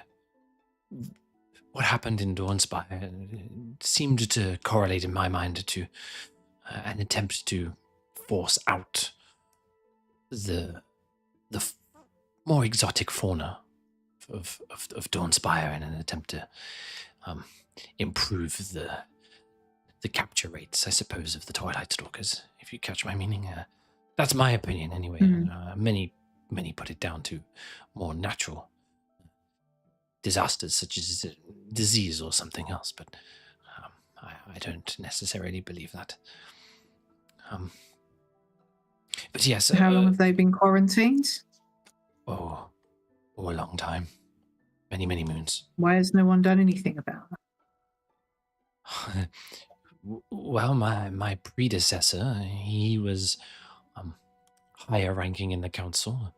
I wasn't present. I was visiting my aunt at the time that this all happened, and as the only person not to have been swept away with this disease, I was the only person viable to be elected. And unfortunately, I wasn't able to secure the same rank as my predecessors. So, yes, so nobody really is that interested, it would seem. Sorry, just like I spent the conversation kind of studying and watching, essentially like sort of checking the vibe if he's lying or holding anything back or anything. Make an insight check for me.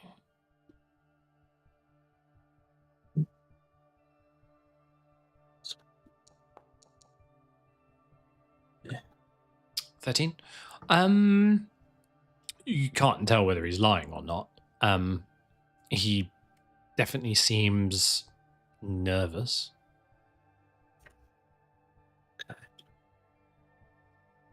So if you weren't there at the time, you don't know who's survived and who hasn't.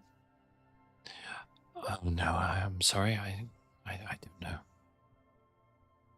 Of Moon Whisper, you mean? Okay. Specifically, yeah. Yeah, I wouldn't know. I'm so sorry. Do you have friends and family there? Yeah. Well, yeah, there were some people there that I knew a while ago, and I wouldn't want for them to suffer. But if you don't know, you don't know. I don't. I'm afraid. I'm very sorry.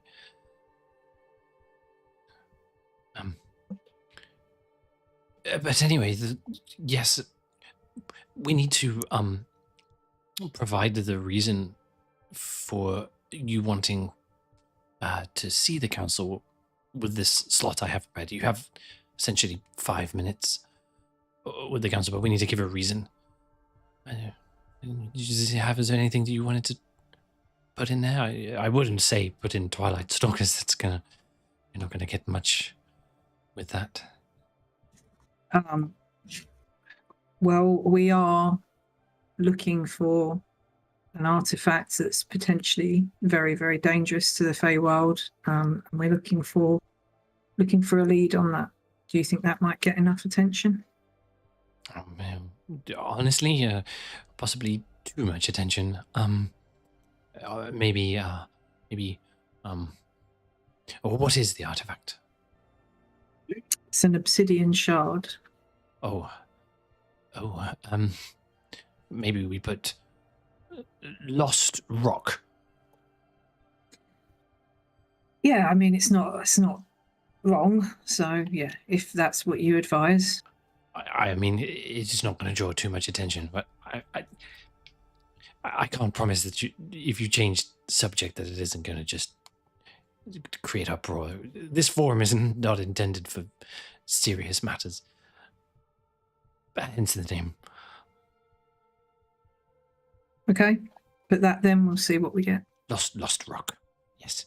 Yeah. We'll take out a parchment and just Stolen rock. Stolen rock.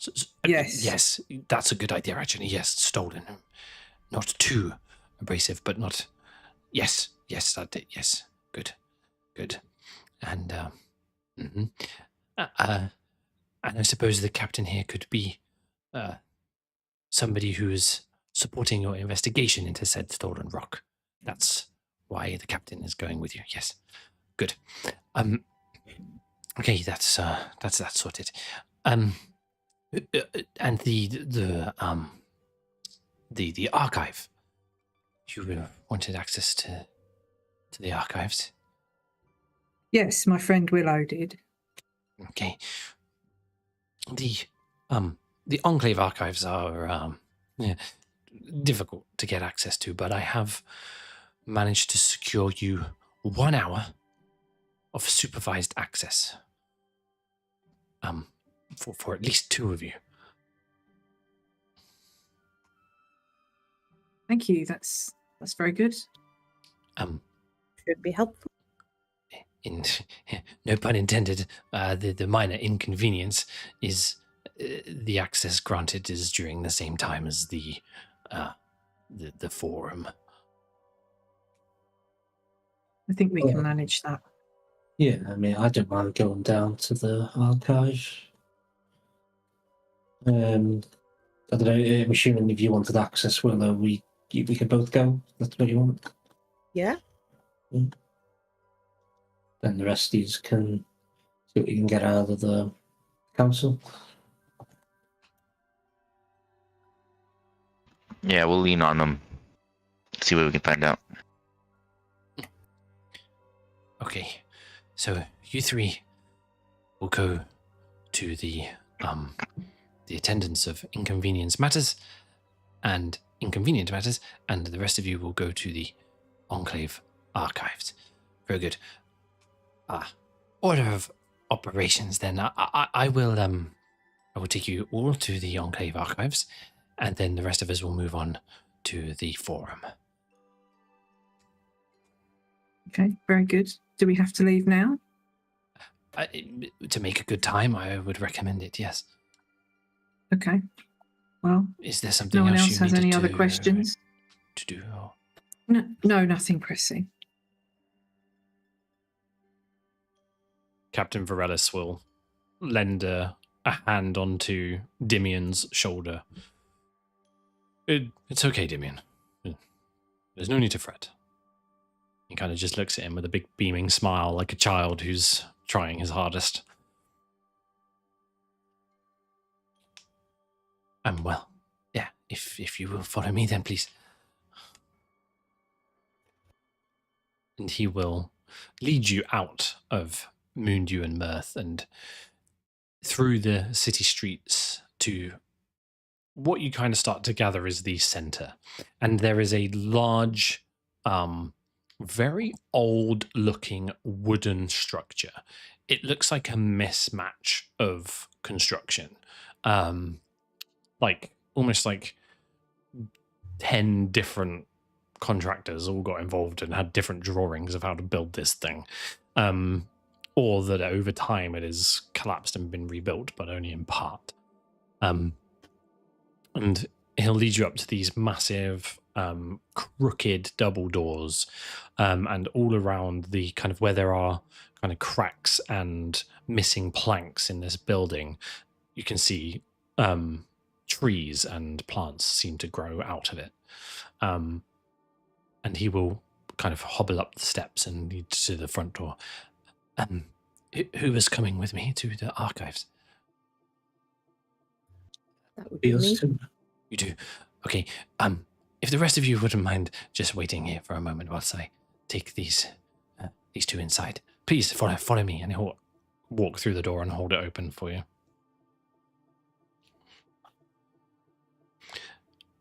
And as you walk through, he leads you down a corridor, and you come to a large, like the end of the corridor. It just ends, but then to the right is a door, and in kind of embedded into the end of the corridor is a desk, and the wall behind is just covered in vines and trees and things like that, and just hovering and flittering its wings just above the desk is a fairy with these massive brim glasses. And she kind of looks up. Hello. Hello. Yes, I have supervised access for two of my friends here to peruse the archives for a short while, if you wouldn't mind. The name is Dimian Thistleglen, junior Verdant Council member. And she kind of like flitters down to a book and flips some pages. And oh yes, very good. Well, if the two of you would like to follow me, please. And she will kind of glide over to the door that kind of opens with a swish of her hand. And Dimian looks to you both. I will come back for you when we are finished at the forum. Thank you, Dimian. And he kind of like quickly jaunts off, clip-clopping down a corridor back to the rest of you.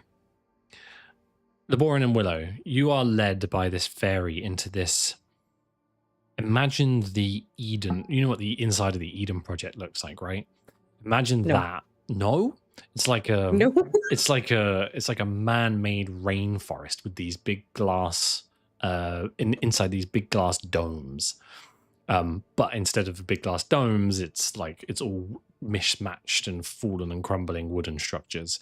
And as you walk through, he kind of the fairy kind of leads you up these catwalks that go up to higher levels, and you can see now, like embedded in these massive tree trunks that rise up, are like these carved out shelves, and within them are tomes and scrolls and all different kind of things like that.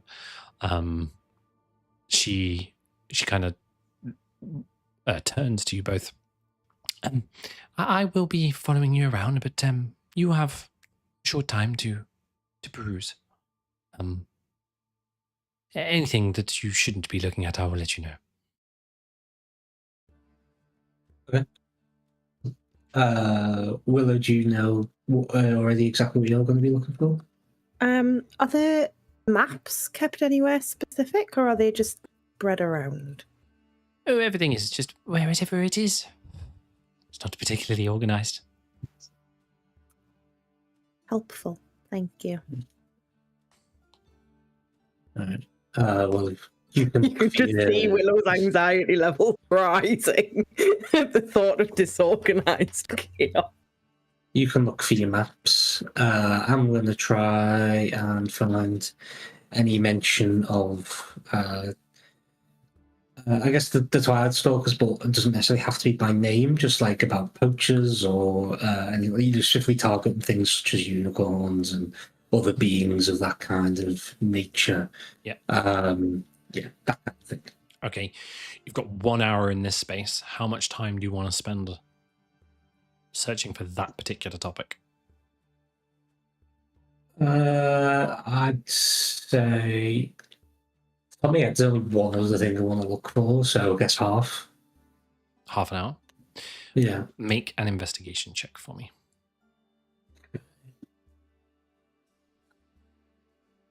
I'd be able to do this at advantage, wouldn't I? Because I'm sort of getting up close to the books and things.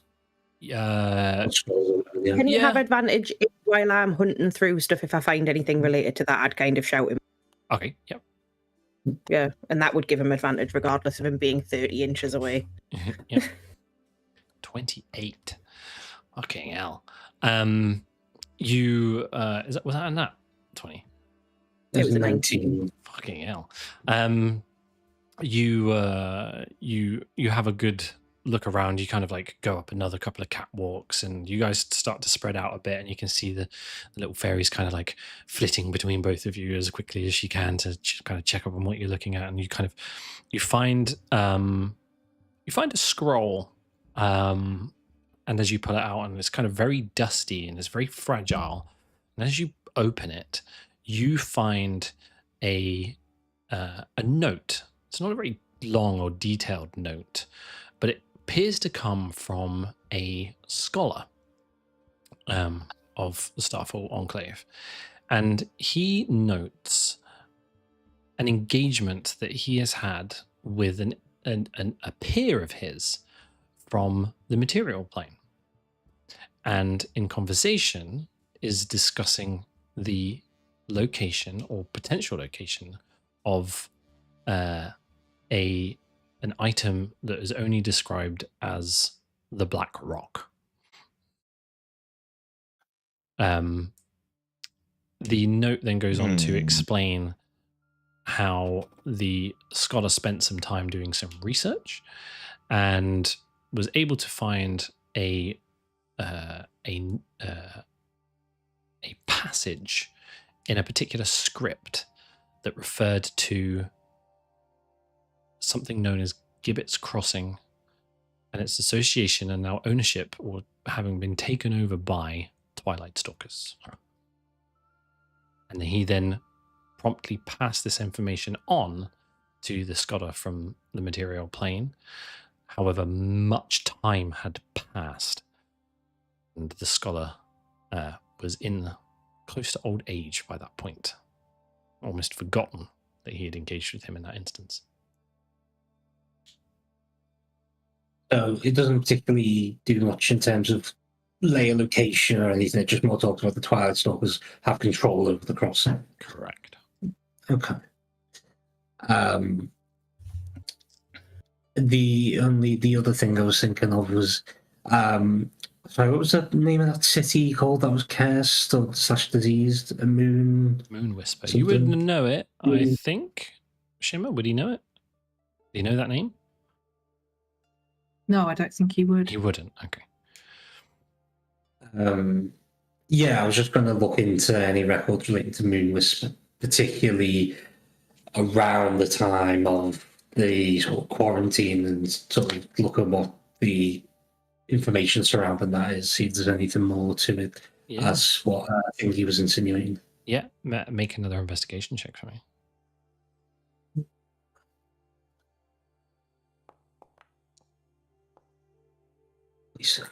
27. Yes, you find some very more recent logs that pertain to the the incident of Dawnspire Hollow. None of this is dated, such is the nature of the Feywild, but you can tell from the scroll that it is, from the ledger that it is less dated than a lot of the other things that you see here. It describes a unknown force of seemingly natural nature that swept its way through Dawnspire Hollow and culled a lot of the creatures that lived there, intelligent or otherwise, except it would seem for certain creatures that managed to survive for whatever reason, but were left with a damaged ecosystem and were therefore forced to migrate away from Dawnspire Hollow, many of which were tempted to be traced to where they had migrated to, but were not found. Presumed to have suddenly fallen to whatever this natural cause was in some other location later down the line.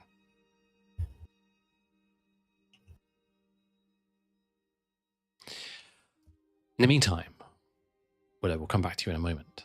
The rest of you, Dimian leads you a little further round this city block to another large building, wooden building. This one is much more upkept and has very intricate carvings and detailed and beautiful carvings, some of which you have no understanding of. Shimmer, some of it's familiar to you. It definitely representations of things in the Feywild, whether they're mystical or mythological in nature. He leads you through, and you can see that there is a small gathering of relatively, what I could really only describe as middle to lower class individuals that live here in the Starfall Enclave. And they are queued up in a long line with a small door in the corner of a large chamber, and one by one, and every now and again, the door opens, they go through, and the door closes. And you wait for some time before the queue slowly diminishes, and you are next in line. Is there anything you guys want to say or do before you are ushered into the chamber? You have a... Oh, no, I'm not muted. Okay. Shimmer, do you have any... Do you require us to talk, or do you want me involved in sort of be your muscle? Well, you make very good muscle. I think let's play it by ear. I'm not saying you can't talk. That's not fair. I've given my track record, and I don't want to call myself gullible, but it is one of my weak points. Let's just be careful and don't use your real name. I won't. My code name is Mr. Blob, Lobo number 1, and you're still Shimmer. I'm still Shimmer. Okay, Lobo number 1, let's go. Okay. And the door opens, and 2 guards dressed similarly to Captain Varelis, but in clearly of lower rank, open the door and usher you in. And as you walk in, you see 6 individuals sat around a large wooden table. And Well, that's below. From Discord? Should be back. I from the camera? Okay. That's okay.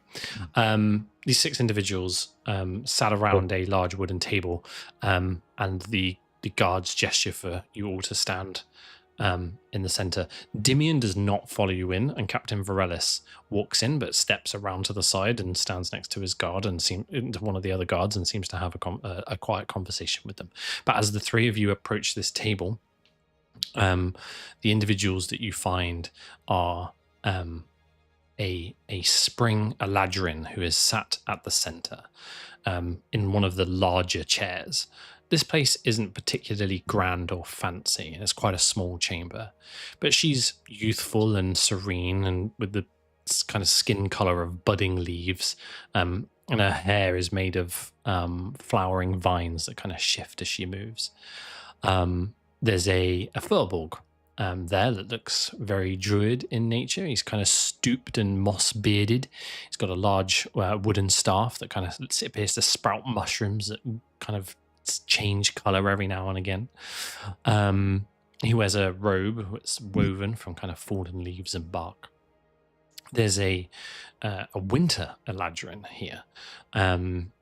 He has pale blue skin with a silver crescent burned into his forehead, and his cloak kind of resembles a starry night sky. It kind of subtly shifts. There is a satyr who is short and very excitable in nature. You can see he's almost kind of bouncing around in his chair. Wide lavender eyes, fluffy curling horns, and bells braided into his fur.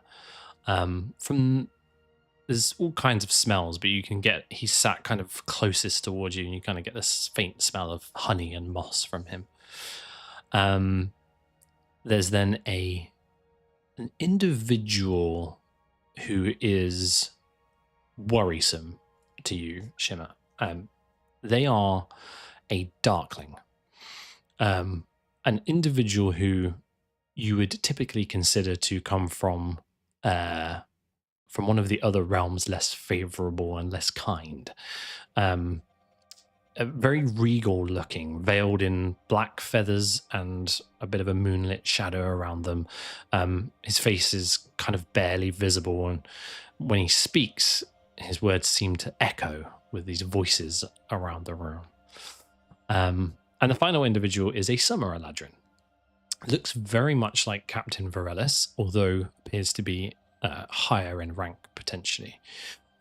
Bronze skin, short cropped hair with small flame-like flickers, and he wears an armor that is metal, but it almost looks like wood, and it seems to move with these golden leaves that shift across it as well. And as you approach the spring Eladrin, the green one kind of looks down at a piece of parchment and then looks up to all of you.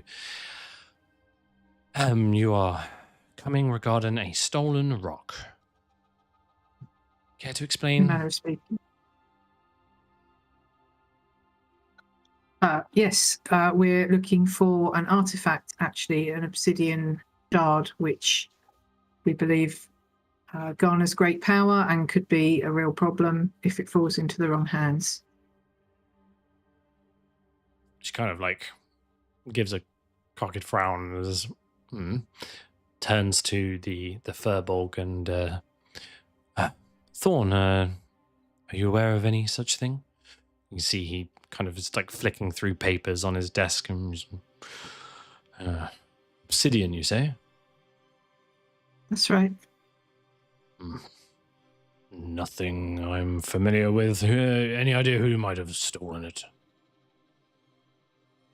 Well, we've done a little bit of investigation ourselves, and the name, the Twilight Stalkers, has come up a few times. As you mentioned that name, the Darkling kind of, this shadowed head kind of shifts towards you. There are no such things, Twilight Stalkers. Why would you bring such dark things here? Dark rumors. Insight check. Make an insight check. Not being able to see this individual's face is going to make this very hard. And the whispers around the room as he talks will also make it difficult. Well, I am a genius. 9. Or 10, or even better. Very hard to read. Extremely hard to read.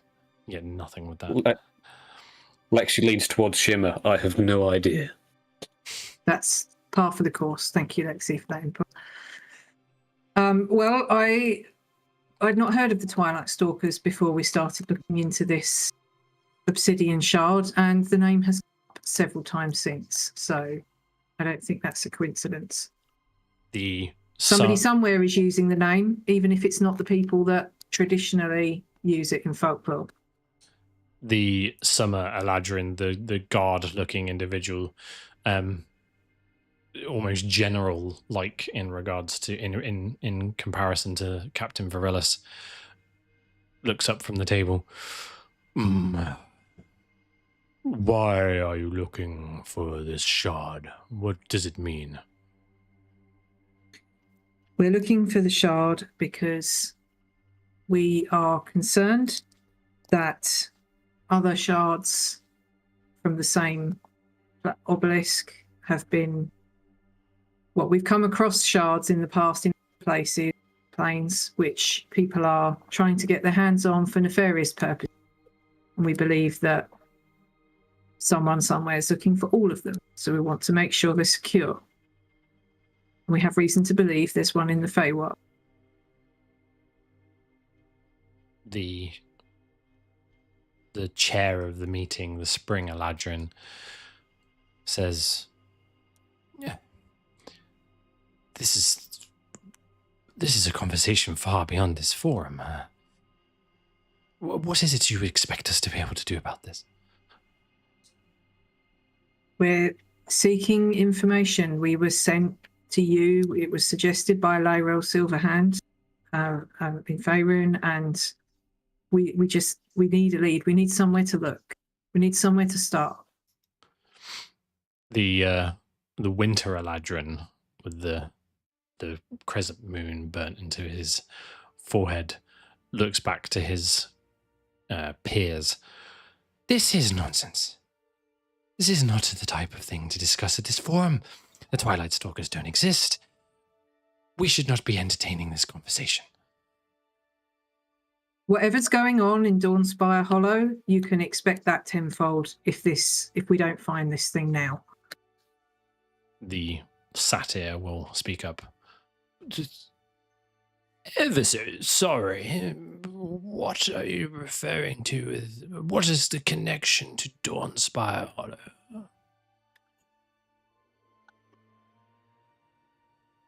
Just whatever's going on there, whatever horrible thing it is. I'm not saying that the shard has done this, but this is the type of power we've seen them have, other shards have in the past. It corrupts, it twists, it's just evil, and we need to find it. Otherwise, the whole of the Feywild's going to end up like Dawnspire. The Darkling speaks up again. This sounds a lot like the words of Dimian, but with your voice. We have discussed the Twilight Stalkers in detail, over and over again, and the Council has deemed they do not exist. Why is your information any different to ours now?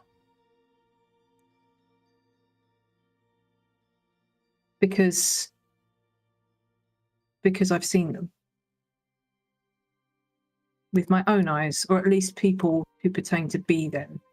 People who wear the symbol, people who do their work. Make a persuasion check for me.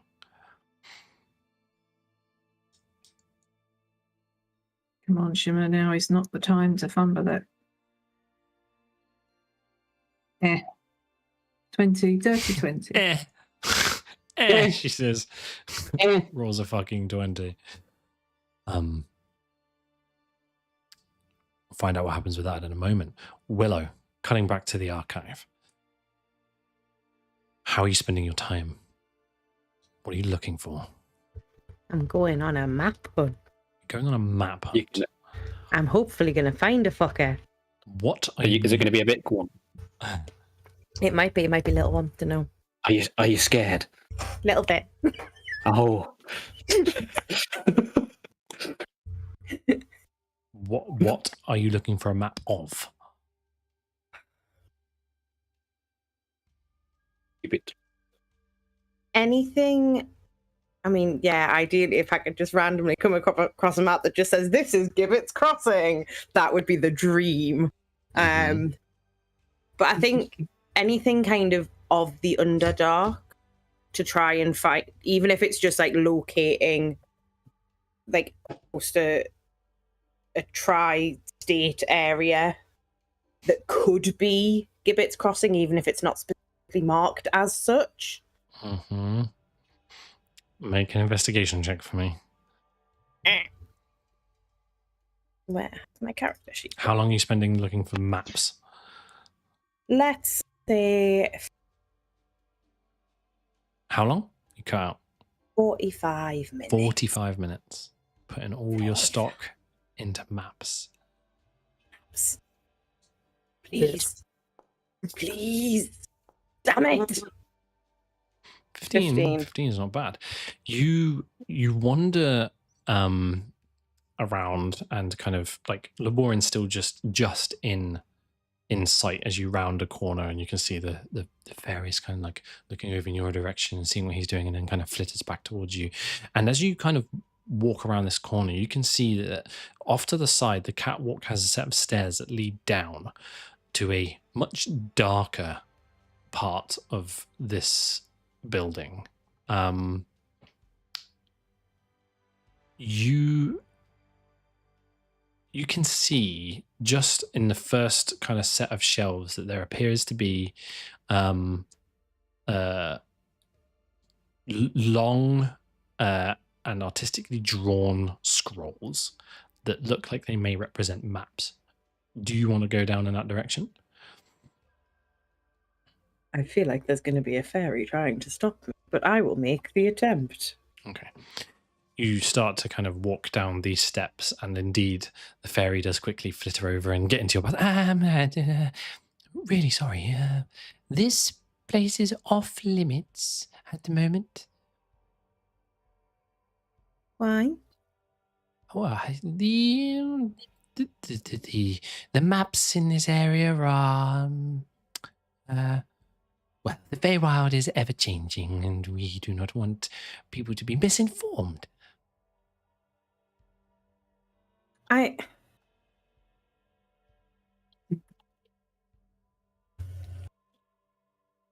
Now this could be a really stupid thing.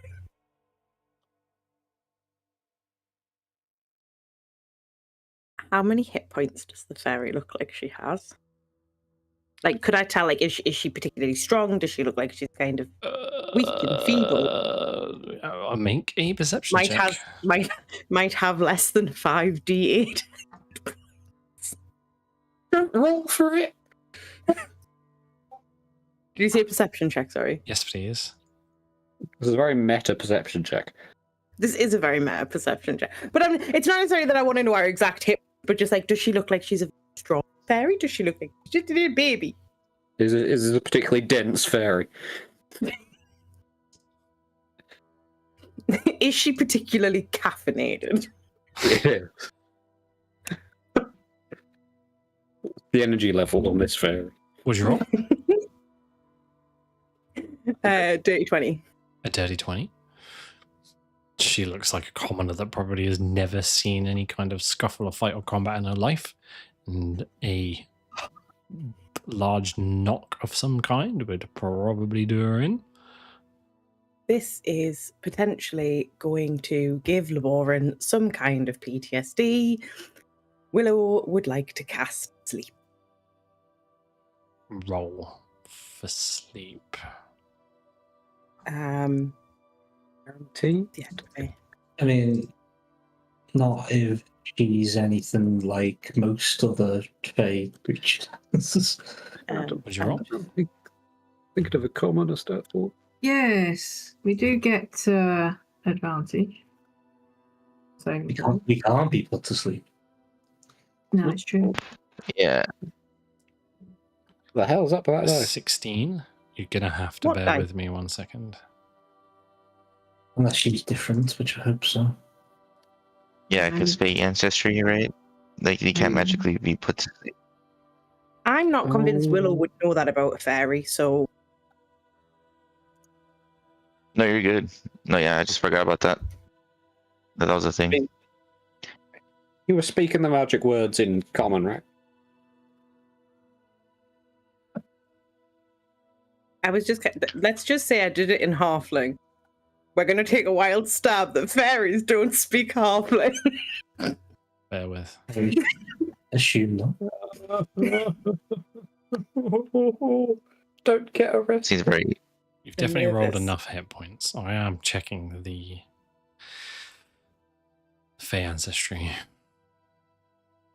Laborin stabber. Which one, Fairy or Willow? I just wanted to put her to sleep so that we could have extra time and like put her back in our table and make her think we'd left. You got any chloroform?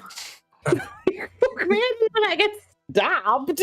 I don't know what else Laborin do. He peers at things within He an can't- inch of his face a lot. he can't- does that a lot. He can't Yes. steal her consciousness. Stare at that fairy, Laborin. Get within 1 foot. You Intimidate. tell me how you cast a spell. Tell me how you cast a spell. So I just, as she says it, I just kind of start to panic and look at the maps and look at her and look at the maps and look at her, and just almost involuntarily, in halfling, comes out this like jumble. Jumble. This gerbil. Where did this gerbil come from? Vomit up the entire gerbil. That's what the Feywild has done to me. This jumble of just like halfling. It probably sounds like complete nothingness, and it probably is. And just like with it, because of the magic, just comes out this like very small puff, just like dust to her face. And as it hits her face, she kind of goes, and the wings stop flapping and she falls to the floor. This spell lasts 1 minute.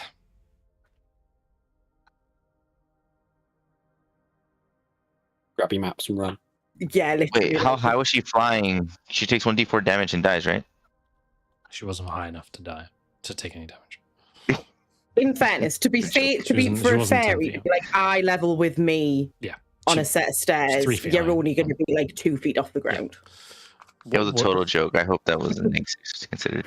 Yeah, literally, like just grab an armful of maps and like hot foot it to like the nearest next like allowed area that we were in, so that it looks like these maps came from there. Okay. So you run back the way you came a little bit, past Laborin, who hasn't seen this. Once I've got the maps. Yeah, you grab And the just be maps. like, That's fine. You grab a map. I mean, I've done the the thing is, the area that you've gone into is a long. You've only been to the first kind of shelf of this stuff. It's a long, dark corridor. I'm just grabbing the first things I see. I'm in panic mode. Okay, fair Is enough. it I have realised what I have done. So Laborin, you're looking Yeah. through scrolls and tomes and stuff, and yeah, very interesting. Suddenly, you see running back towards you along the catwalk in your direction, Willow with an armful of scrolls. In a panic. I have a follow-up question. Let's just see what Laborin does. Yeah. Well, what the fuck are you doing? I put the fairy to sleep. I put the fairy to sleep. I don't know what I've done. I've put the fairy to sleep. The fuck? Jesus Christ. Well, not Jesus Christ, but fucking someone. Ilmater.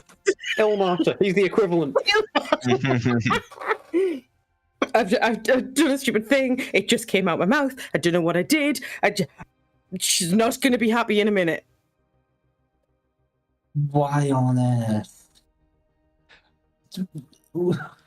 I'll just kind of hold up the scrolls and be like, maps. Ugh. You know, you're lucky that she did go to sleep. Most of the people from here can't. Oh. I'm Couldn't slightly find more anything concerned to about say what- she couldn't. So Yeah,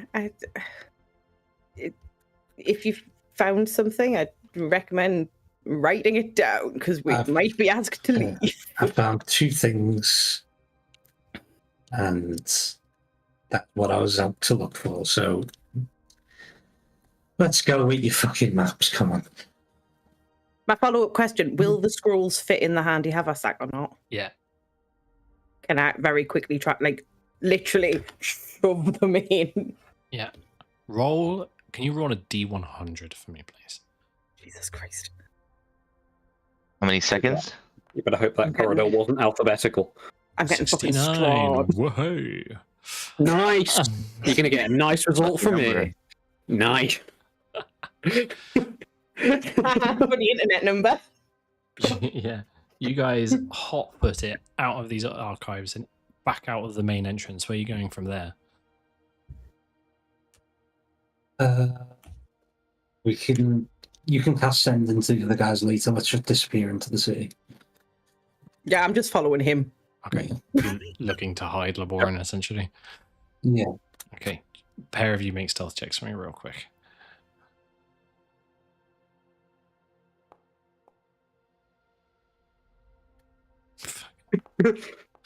Fuck. Yeah. You Like, there's two kinds of people stealthing, though. yeah, Laborin is leading the way, and you kind of like you start to stumble down one direction, but you're being quiet. But Laborin drags you into a dark alley and like leads you down another way. But you feel like the pair of you are reasonably well hidden right now, and are not going to be found quickly for anybody that might be hunting you. Cutting back to the other three, with that persuasion check, Shimmer, the spring Eladrin will kind of straighten herself up a little bit. Yeah, we haven't heard much sightings, just rumors. I would be keen to learn more, so perhaps later today I'd be keen to have a conversation with you all and see if we can learn more. This is not the forum for this. The Winter Eladrin again pipes up. No, it's not the forum. And neither really is it a topic that we should be discussing publicly. If you want to go about your own means, Selendra, then you are welcome to.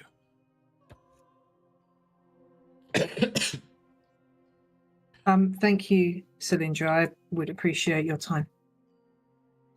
Very well. I think that convenes your attendance here for now. Thank you. How will we find you? Wait for me here when the session ends. Very well. And the guards step into the middle of the room. Varellus finishes this conversation with one of them, and you leave. And he turns to you. Well, I think that probably went as well as we could have hoped. Yep, no one died and nothing burned down, so that's all for us. Yeah. This matter will probably be discussed by those less favorable to us, so we should bear caution. Raising this topic again is probably going to draw some attention. Yeah, well, as long as it gives us a lead. Do you know anything about what's going on in Dawnspire? I know as much as Dimian has been able to tell you. Many moons ago, there was an event that occurred. I tend to believe Dimian's line of thinking, although I have no evidence. What he's not very well articulated, I think, is he believes the Twilight Stalkers perhaps released some kind of magic across Dawnspire Hollow in an attempt to draw out the kinds of creatures they are interested in finding for their nefarious needs. Yeah, sounds about right.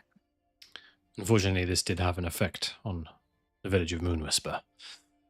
The residents there were rather poorly affected. At least that's what the reports say.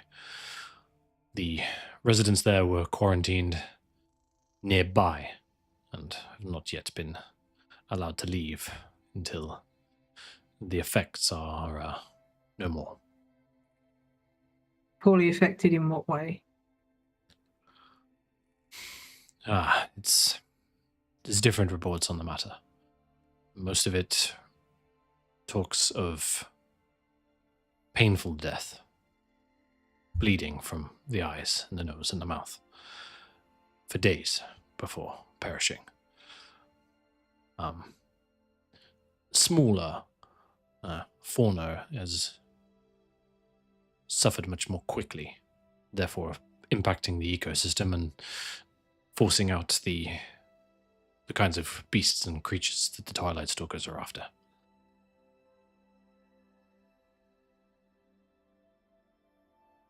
I didn't know you were from there.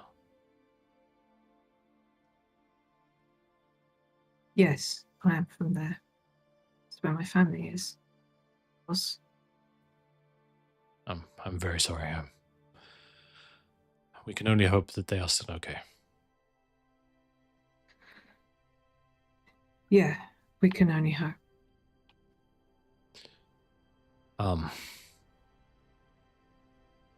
If I'd known that's where you were from, I would have told you sooner. I apologize. It's okay. It's not something I talk about much. I understand. Perhaps we wait a short while. The session has a little while longer to run, and we'll catch Solandra when she is finished. Those that are hiding somewhere in the city. What are you doing? I guess once we've gotten somewhere that we believe we are relatively safe, I'll ask Willow to cast sending to let the others know where we are. Where are we? Well, yeah. Dingy alleyway. In an attempt to triangulate your position, one of you make a survival check for me. I am proficient in survival. Yeah, you're best to do it. Yeah, but what if Laboring gets really close to the pavement? Can he identify the weed between the couples? Yeah.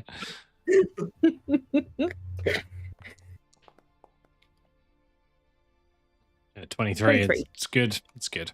You're able to call out some. We're actually directly outside the room you moved. Yeah, you're able to give directions from where you were to where you are now very easily, and call out some key locations that would make you easily findable. As you cast sending, who are you sending? Casting sending to? Shimmer, I'll knock off the spell slot. Okay, and you say?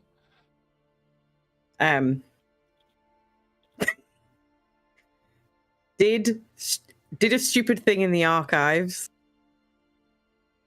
Had to run. Hiding in this specific location. I feel like 10 left.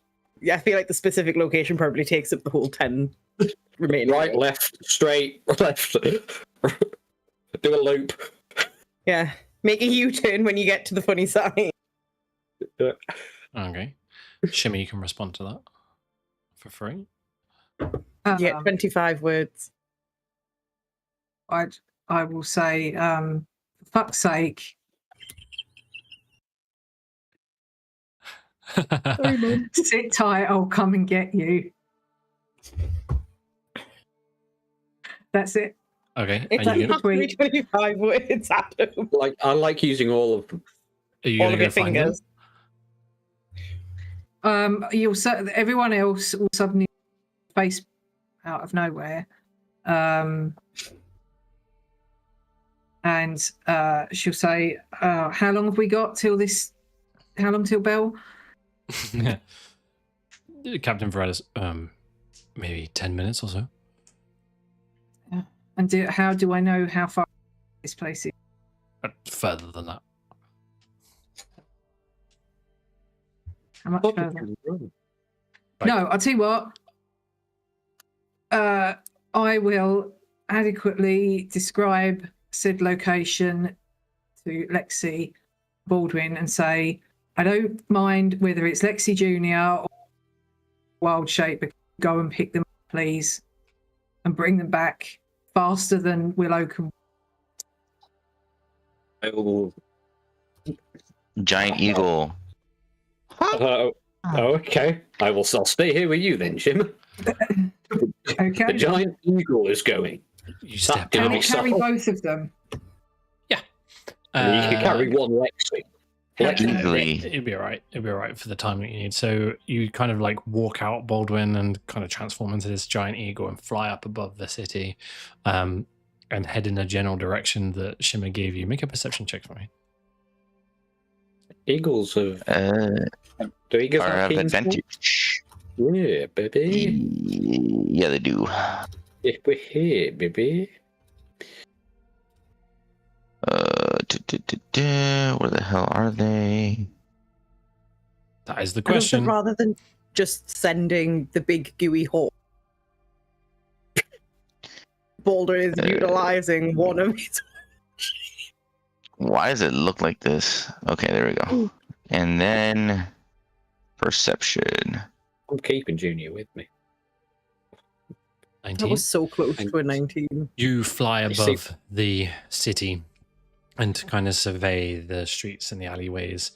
And as you look down, you see a tall, darkly dressed, half-elven man waving his finger furiously at a halfling.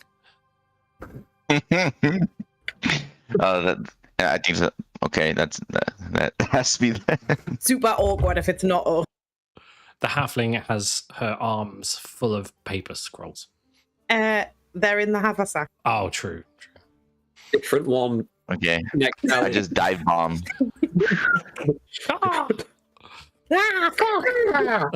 Suddenly, this giant eagle You know when they lands tuck with in their wings? just Just a puff of smoke and dust. A puff of dust spreads out all over the place as he beats his wings and lands next to you. Local shopping carts flown away. Yeah. I'm just I'm like, Would we up recognize on. the giant eagle as Baldwin without Baldwin having to speak? He can't speak. Alden can speak. He can speak. Yeah, but like Yeah. before he even talks, like as he's landed, once he's landed, as soon as we look at him, do we just know it's Baldwin because we Make an spent so insight much check time with if you him? want.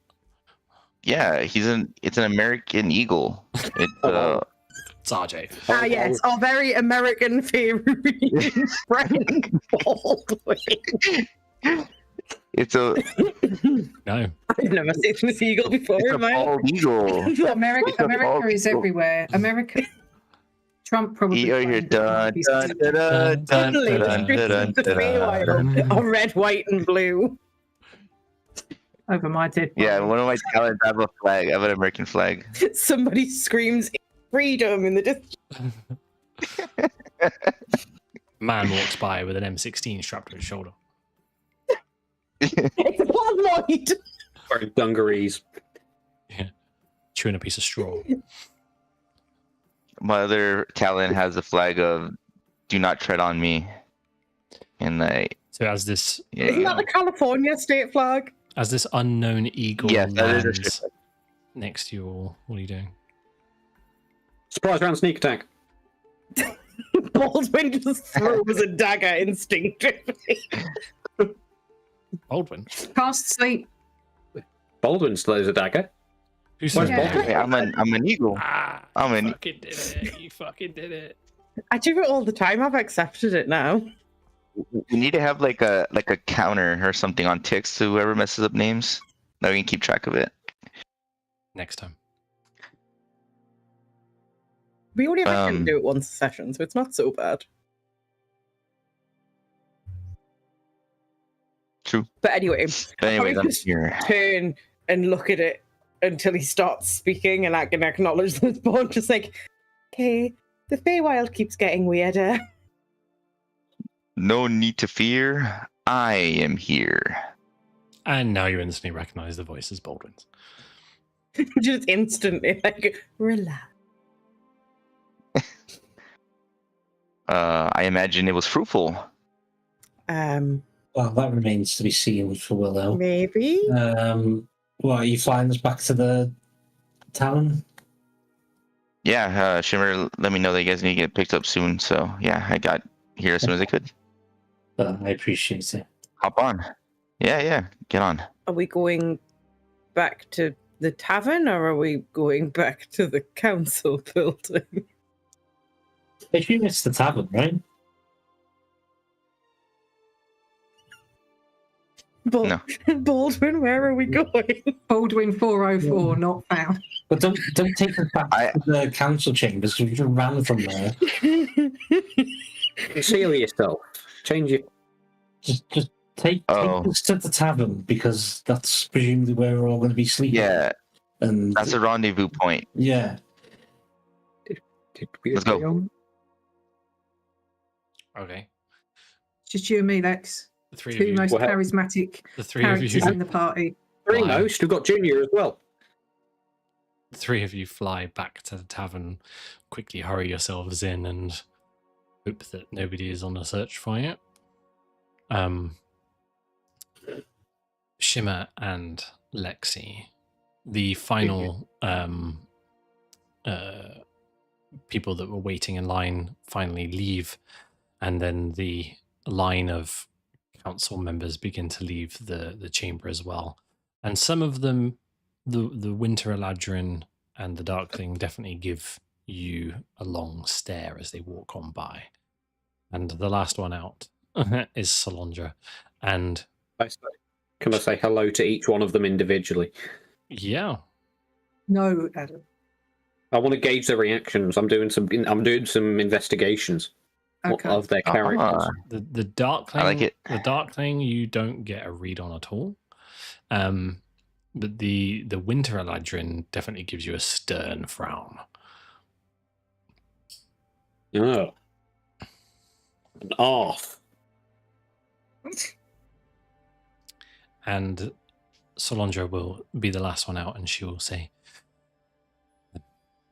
"Step back inside and we can talk." Okay, thank you. I'll go back in.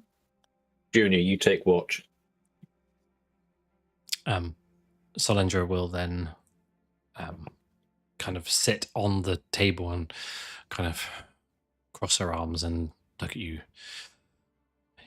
The things you're talking about are dangerous amongst the council. It's been a discussion point for a long time. Most of the conclusion is that Twilight Stalkers don't exist. I'm curious about why you suddenly think they do. Well, like I said, I've seen them, and their name has come up several times while we've been searching for these obelisk pieces. And I just don't think that's a coincidence because I'd never heard of them before this. I see. What is it you need from the council? We need a place to start looking. We need a trail. We need a foothold, something. The Feywild's a very big place. Indeed. I don't have information on the Twilight Stalkers. I certainly haven't heard of this obsidian shard you're talking about. There are many places in the Feywild where things of a nefarious nature lurk. The realm of Ember. Ember, fuck me, forgets the name. Because I created too many. Ember. The name of the realm of Ember Hollow and the Everfrost Vale, of course, are places that many of my council members have been recently adopted from. You could travel anywhere in hopes to find what you're looking for. Is there any more information you can give me that will help me help you? All right, above the table question. Don't worry, Adam, I've seen you. I see you. I know Willow hasn't told us yet about her discussion with Veralis about Gibbet's crossing, but I feel like Shimmer did know that word Gibbet had come up in the diary, so Yep. I would be able to mention that even if I didn't. Yep. Just like clutching at straws, she's trying to find something. Did you want to go first, Adam? Just saying. The Twilight Stalkers have You did say they are brought up a lot. They are I assume not just by members of the council. People came to your aid because of them, and you refuse their existence. Surely they have their own. You may believe them to be fabricated, but they probably have their own stories. Did they mention any locations when the Twilight Stalker has been brought up before? Many places have been mentioned. Most of the concerns are raised by council members and those they represent. I've fed them the information. Conversations have circled around Ismira and Cinderlith and Crithalis, but none of these places are within our jurisdiction. The idea that the Twilight Stalkers are operating within the realm of the Ilarian Glade would definitely be a problem. I hear what you're saying about Dawnspire Hollow, and there's no evidence to suggest that anybody has done this maliciously. There's no evidence, according to you, that these people that I've seen with my own eyes exist. Where have you seen them? In the material plane, but they were definitely... They have means to travel to and from the Feywild. We've seen that. Many people have means to travel to the Feywild. It doesn't mean they originate here. Well, they're operating here. With the purpose to poach. You believe?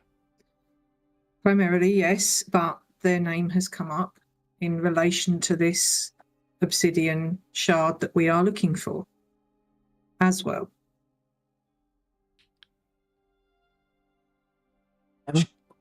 She looks very concerned and puzzled. And have you spent any time in the archives? Perhaps there's information there. Yes, that was our next port call. Yes, Lexi, what is it? Should we mention the maybe portal to the Hells that had a booth of theirs? I don't think that would help. We don't know. We don't Because know I that feel like wasn't the Twilight Stalkers. They've just been supplied, I think, by them. Oh, okay. I forgot. I thought it was a booth. It was a booth, but I think they were just the suppliers. I don't think they were actually the vendors. Oh, okay. Well, that's Otherwise, still the Borean would have killed them himself. fair. Sorry, I misremembered. Maybe that's important to bring up. You remembered something. It all helps. I'm surprised it's still in there, to be honest.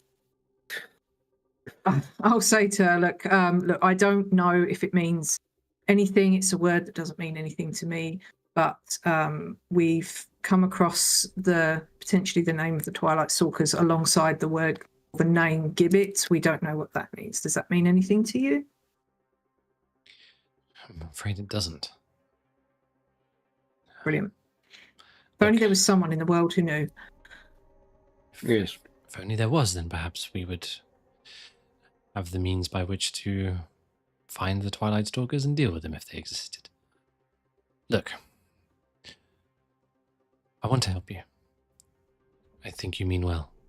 And if the threat that you refer to with regards to this obsidian shard is real, and you believe that that has an impact on the Ilarian Glade, then I want to help. Perhaps a venture to Dawnspire Hollow may reveal more. If you believe that's where they have done some deeds, or you believe there is a connection to the event that occurred there and the Twilight Stalkers, perhaps there is more information to be found. I would be willing, although I'm not sure the cost right now, to lend you Captain Varellis and his services for a time, as long as he can spare them amongst his other duties. Thank you. That's exceptionally generous of you. In the meantime, I will try and whip the rest of the council to not concern themselves with the matter you have raised, in your interest. I understand that. I knew it was a risk, but this is too important. Risks have to be taken. I will do what I can.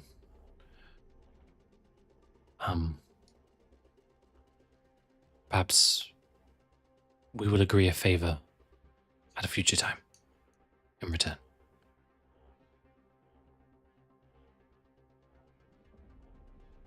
Okay, done. As long as the favour is mine and doesn't affect my friends. Make a persuasion check for me. Like, assist by looking scary.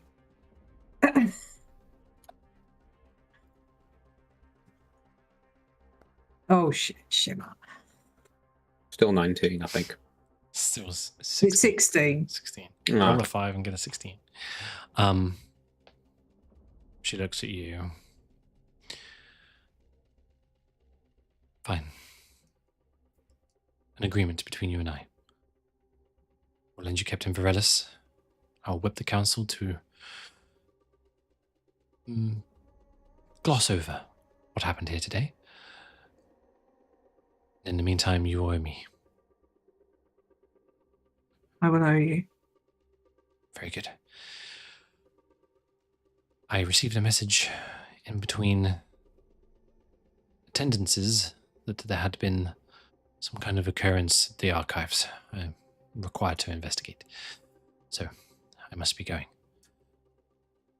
Assume you have a way to contact me. Actually, no. I don't. By magical means or otherwise? I don't. My friend might, but she hasn't met you, so. Use Captain Varellis if you need to talk. We can arrange to meet. Okay. That Okay. sounds good, thank you. She hops up off of the table and gives you a nod as she walks out of the small chamber and leaves the pair of you there. Thank you, Lexi. I couldn't have found the strength to do it without your support. Thank you. I've gotten word back from Junior. Nothing's happened outside. Excellent. I suspect, based on Willow's message to me, that the incident at the archives was indeed our friends. I don't know what happened, but Willow mentioned that they may have done something stupid. Hope Laboran's not stolen anything again. Oh, that's so in character for him. Yeah, Laboran's such a dirty thief. Nobody else was there. Yeah. As you go on. Oh, sorry, go on, Jack. I say, as you walk out of the small council chamber, you can see pacing around the foyer is Dimian, as there are people that seem to be moving quite quickly out of the building, guards and others, back into the city. Dimian is kind of like, as he sees you kind of leave, he's kind of like quickly wanders over you. What did you do? What did they do? Somebody's stolen something from the archives, and this is talk about using magic, and somebody fell asleep. What have you done? Well, I haven't done anything. I don't know what's. I helped you because you helped Captain Varellis. And now I'm going to be in so much trouble. Don't worry. I'll make sure they know that it wasn't anything to do with you. Assuming they even trace it back here. Captain Varellis walks from around a corner and to you. Seems an incident has occurred. I wanted to look into this. Do I need to cover something up? I don't think know. Quite possibly, yes. Lexi, close your ears. Do you want me to leave? Oh, is this? Do you want me to leave the room? Yeah, could you just go and have a look at that very interesting piece of bark on that tree over there? Oh, look how lawful good this bark is. Woof. Yes. No I oath think, breaking over here. Captain Perez, I do think that possibly my friends may have made part. Because he kind of closes his eyes and takes a deep breath. You saved my life. I am still grateful. Fine. And Dimian, do not worry. I will do my best to absolve you from any of this. Look, in our defence, the ones that went are usually the sensible. We left the idiots here. Clearly, there Couple is of pointers, then. equal share in both behaviors. It would seem so. Give me some time. You're staying at the tavern I mentioned.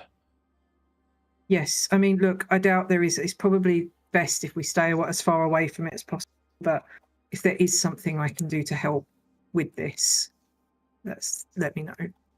Don't ask Lexi because he's all honourable and shit. Best you stay low, I think. I will find you at the tavern when things have cleared. Very well. Thank you for your help. Not a problem. And he kind of quickly jaunts off into a little jog and leaves this council building. Where are the pair of you heading now?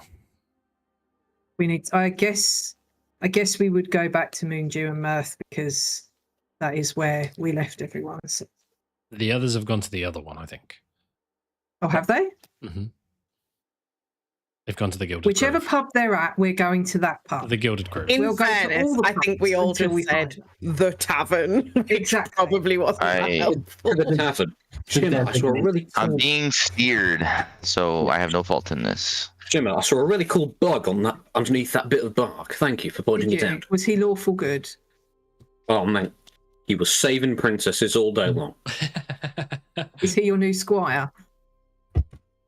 Yes, I'd like to acquire this bug, Jack.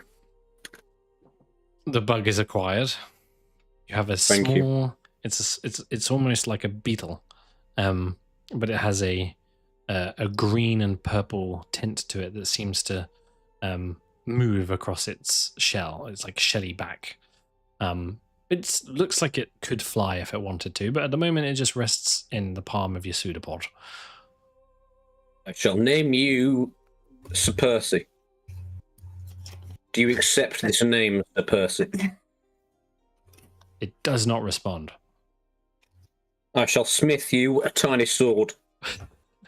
That is Would my you next like me to goal. cast Speak with Animals so that I may relay this? Yes, It's going to take me 10 minutes. Let's get back to the pub first. I'm willing to wait. No, I don't think that's a good idea, Lex. Let's go to the pub and I'll cast it there and just a person.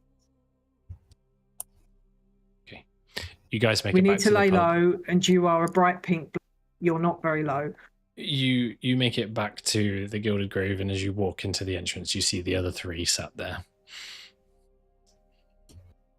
Well, that went well on our end. What the fuck did you get up to?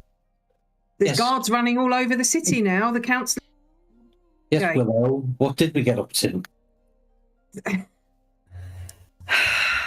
I might have panicked, and in what I can only describe as a major incident of like PTSD, put the fairy that was supervising to sleep.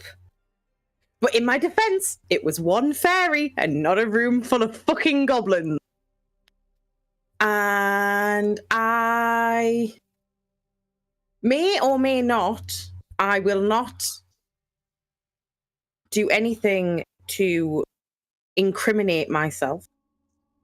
But there is a chance or not that some scrolls that may or may not be maps may or may not have left the archives, potentially or not, on or around my person. God, you'd make a terrible thief. Yeah, I mean, if you were going to thieve, maybe you should have asked them to do it. I didn't do it on purpose. No, that's fine. We learn. We Oh, learn. Look, We the don't important- necessarily live and learn. Yeah. The last time I stole something, an entire roof collapsed. Yes, Yeah, you're getting maybe My it's track record ain't great. Look, Oh, there is. At least you got something out of it. Let's hope these maps or whatever that you've taken off. Wait, We are. this is a hope. We don't know if we've got the right maps. She just grabbed them. I The didn't exactly have the time to unfurl. How many did I actually grab, Jack? Because I know I just kind of like grabbed like a load and ran, but I don't think I know how many I got. You got like 20. 69. Didn't get 69. Oh, just one. I didn't get 69. I was like, ooh. No, you got about 20 or 30. Okay, so I didn't exactly have time to unfurl like 30 odd scrolls Yeah. that I may or may not have taken. Right. This is what I propose because I don't really think this is the place to be studying them. I think we should go to someone's room, I don't really care whose, and look over the maps while we also discuss some of the things such as what I found and what you guys spoke about at the council.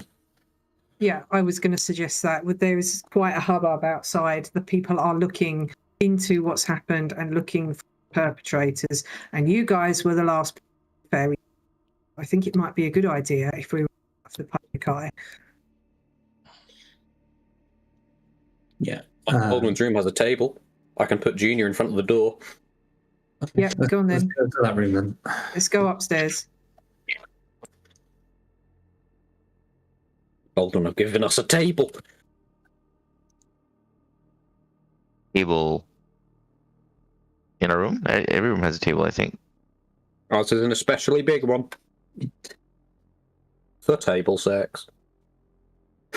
For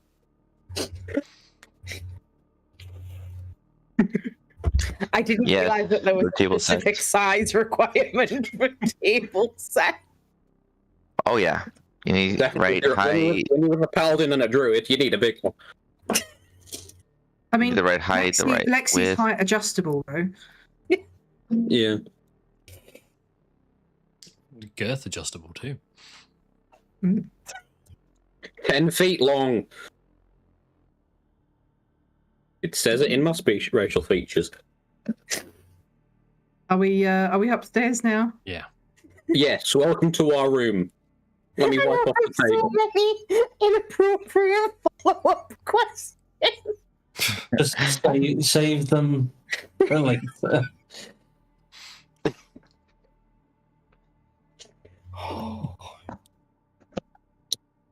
Okay, have we made it to Lexi and Baldwin's weird Yeah, section? yeah. Just scrape off the goop. Let me wipe it off. 1 second. No, it's not a wipe. You gotta scrape it off. 1 second. Shimmer, could you cast prestidigitation, please? Okay, no. Yes, gladly. right. Also very tempted to cast silence, right? So presumably, Willow, you're sorting your stuff out. So while that's going on, so I came across some information about the Twilight Stalkers.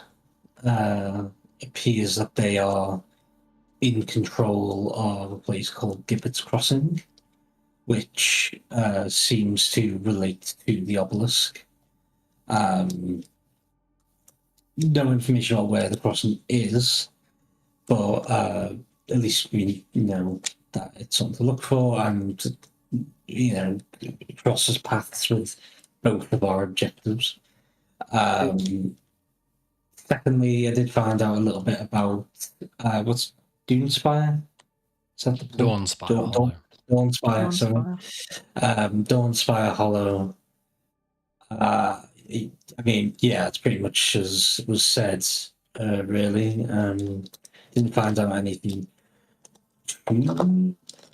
interesting in terms of anything new, but it does seem to me that it doesn't seem natural. It seems, well, not natural. It seems natural, but more like something's caused that natural effect, if that makes sense. So, as was said, a curse or something like that. That's what I would gather. Yeah. As Laboran says the word Gibbet's Crossing, Willow's head, which is probably buried in her backpack at the minute, just snaps up immediately, and she goes, "Gibbet's Crossing. You found something about Gibbet's Crossing?" Yes. And she just threw the bag, just goes.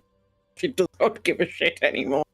She goes, "You remember when I got feeble-minded And obviously, we then kind of got distracted, and I died. I said I'd found something out from the people in Moondew and Mirth, but I wanted to do more investigations. Mm. Gibbet's Crossing was the thing. Right. I spoke to some people in Moondew and Mirth, and they told me a children's story about a place called Gibbet's Crossing. That sounded like it had everything that we've encountered, that we've going through, and it sounded like it might be a place where an obelisk would be. And obviously in Quilliam's book, it's Gibbet and Twilight and whatever. But I wanted more information, which is why I spoke to Veralis, because I figured that Veralis would know. And the story mentions mind flayers. Definitely seems like it's not so much a story and more of historical fact. I mean, I'm kind of assuming as well that this note that I found has to do with Quilliam. There's no names, but it was scholars communicating with each other, talking about this place. And in his book, it said Twilight Gibbet's Crossing. It's probably another part of his puzzle, so to speak. And there was nothing else, just that the Twilight Stalkers have taken over Gibbet's Crossing. Yeah, and you can find an obelisk piece there. Well, it mentions black stone or something like that. But, I mean, it's fairly obviously going to be an obelisk piece, isn't it? Because the story says that there's mind flayers.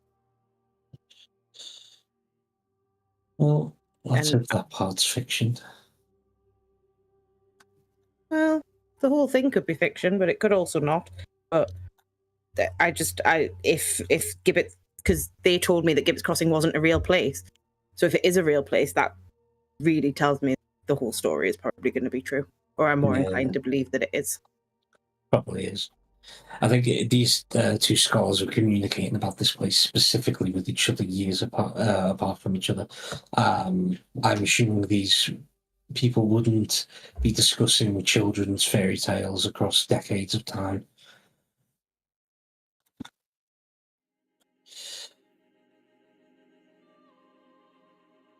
Well, I'd assume not. Yeah, so yeah, I can only assume that it's all true. Jack, no names were mentioned already. It was just scholars. No, unfortunately not. Quilliam certainly wasn't mentioned. Yeah, I'm just assuming it was him, just based off of context clues, really. Mhm. Okay.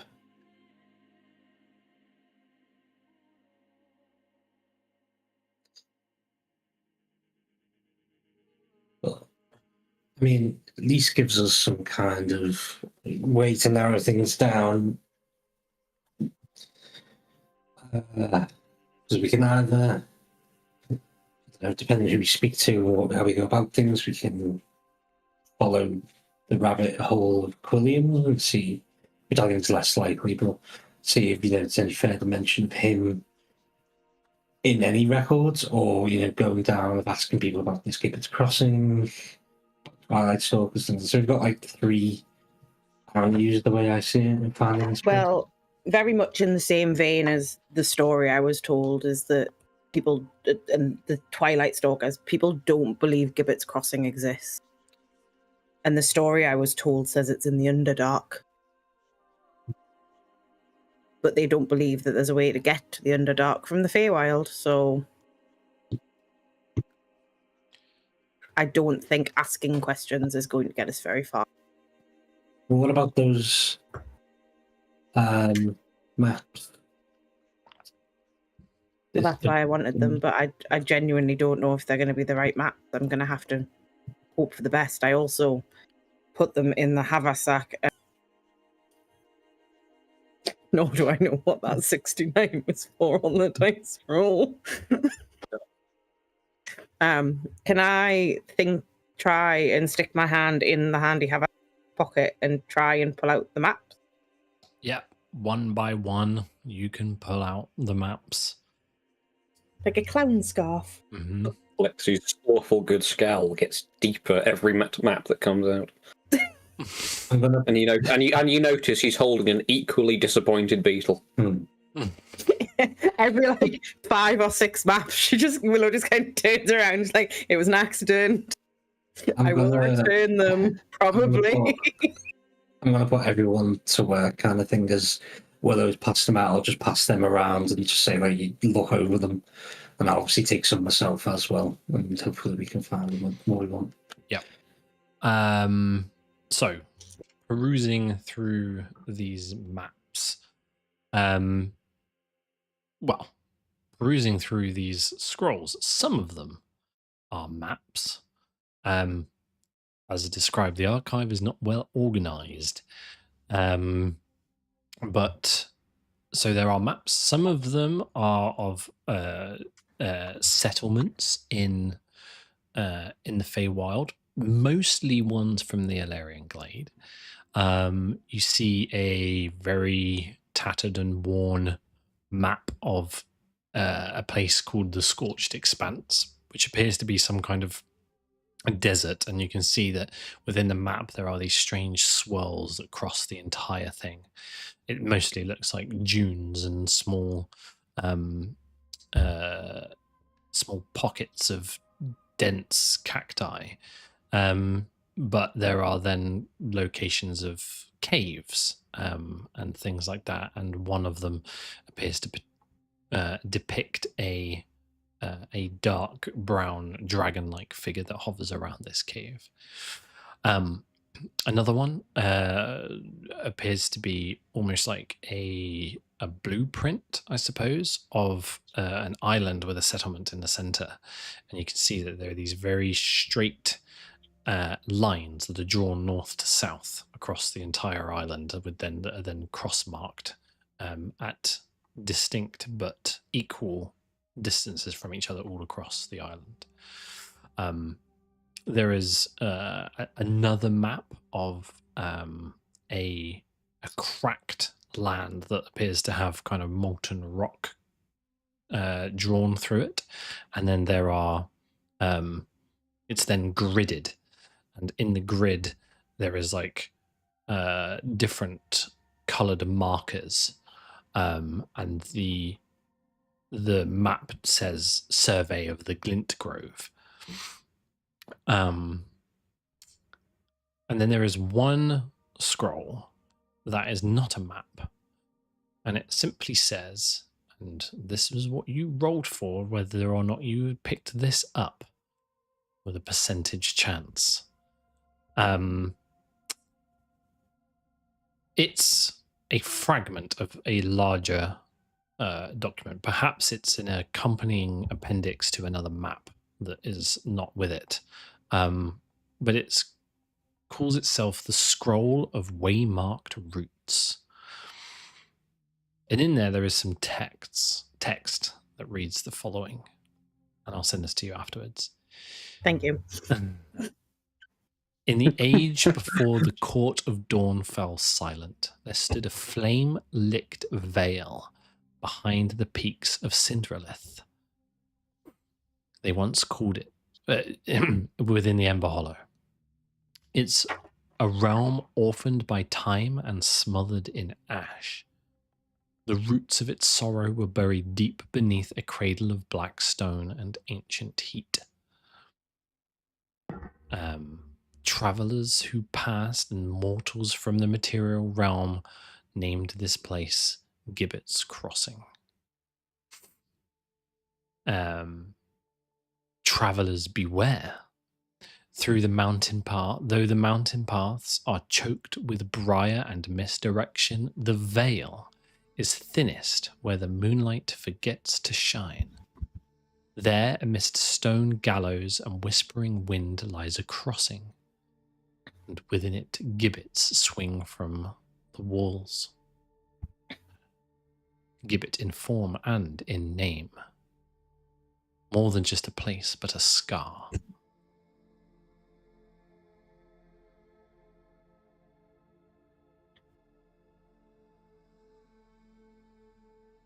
Well, seems like we've got at least a vague destination. I'm going to just very quickly do this. Bear with me. In Foundry. No. We've also still got the Dawn Spire to look into as well. Sorry? I said we've still got Dawn Spire to look into as well. And I'm trying to. Here we go. Shimmer, given that you have knowledge of the Feywild, I will allow you to view the map. thank you. You are here, obviously. Yep.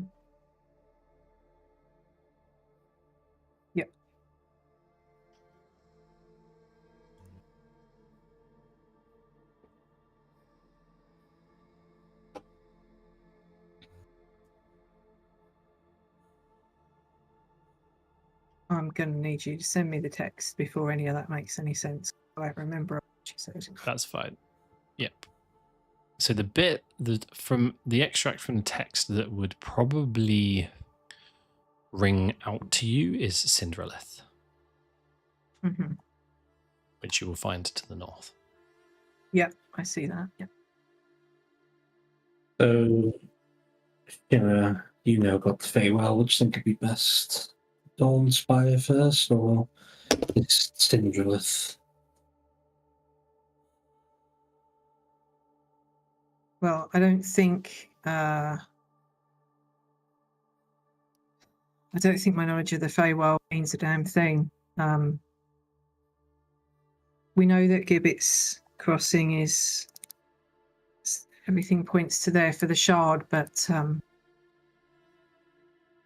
that's probably where you guys should go.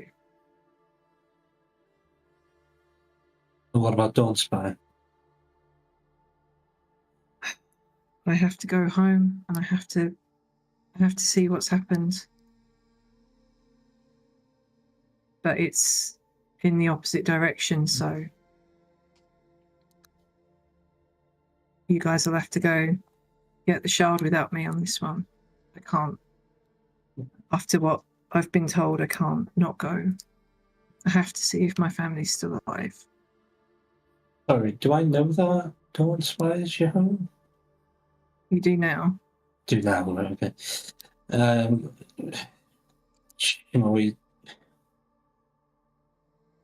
So Dawn Spire is where you live, or where you're from, rather. Moon Whispers, where I live. That's where my family is. That's where I grew up. That's where I was born. I can't just leave them to whatever fucking awful fate. Oh. Then that's where we go first. It's not right for me to drag you all there when we know where, or we've got an idea where Gibbet's Crossing is. I can't force any of you.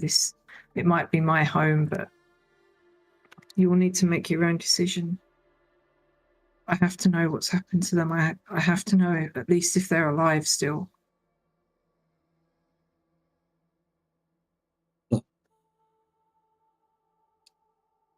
Part of the whole reason why we're here is for you, Shimmer, to, essentially heal your home. Stop the Twilight Stalkers from causing any further harm. I see this as one and the same. That it's our responsibility to go and do what we can to help your family, your people. And look, if you need further convincing that we should go, it's quite possible that it's all connected as well. So from that point of view, it can't hurt to check it out anyway.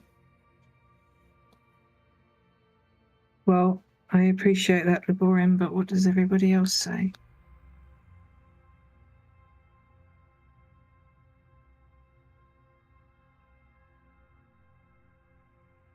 If Hello, you think, Lexi.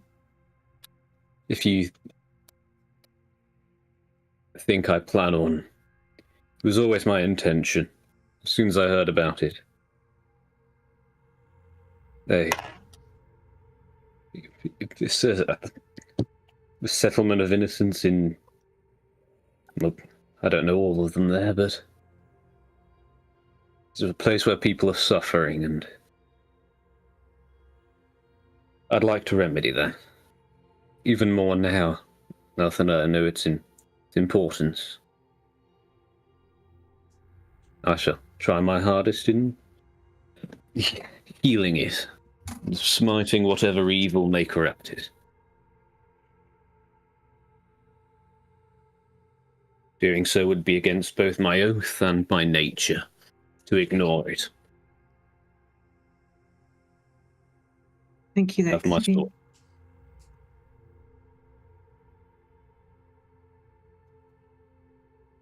I'm not going to be quite as dramatic to say that I'm going to smite down the evil that plagues the land, because I feel like Lexi's kind of got a monopoly on that anyway. It's in my oath, I have to say it. But family's family. And you know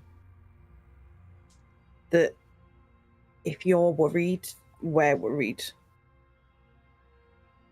And let's be honest, we fixed Baldwin's Grove. I have no doubt that Lexi's going to figure out what's wrong with the astral plane, and we're going to have to figure out how to get there. You'll be alright. But if you're worried, we need to go and find out, and you shouldn't have to do that by yourself. Thank you. It's just the things Morales said about the reports that are coming out of there, the way that people are being affected is so horrible. I can't cope with not knowing. I can't cope with not knowing what's happened to them.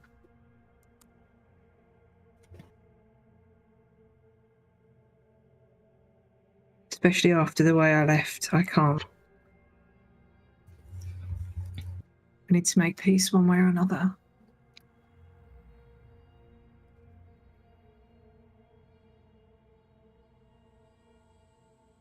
But not if it means the end of the world.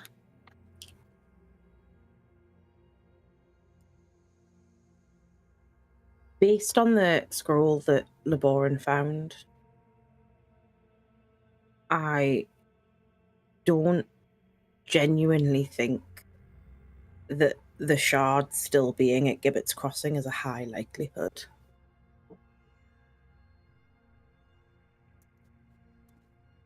If they've moved it and that's what they're we've seen what the shard can do, and if that's what they're using to cause this at Dawnspire Hollow, going there is a better way to save the world, to save your home. There's no point in us traveling halfway across the Feywild to get there and realize that we're on the other way. And this is happening now. We're not reading old scrolls from an archive from God knows when, and old children's stories that have been passed down through generations. What's happening in Dawnspire is happening now.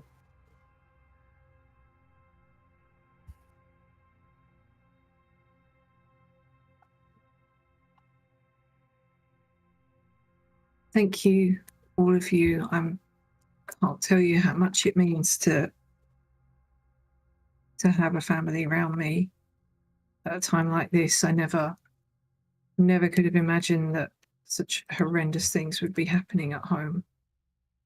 And I feel awful that I wasn't here for any of it. And that's my own fault. I can relate to that. If it's a dead end, then so be it. But I have to know. I have to know what happened to them. It's my mum and dad and my sister. I can't bear not knowing. It's agony.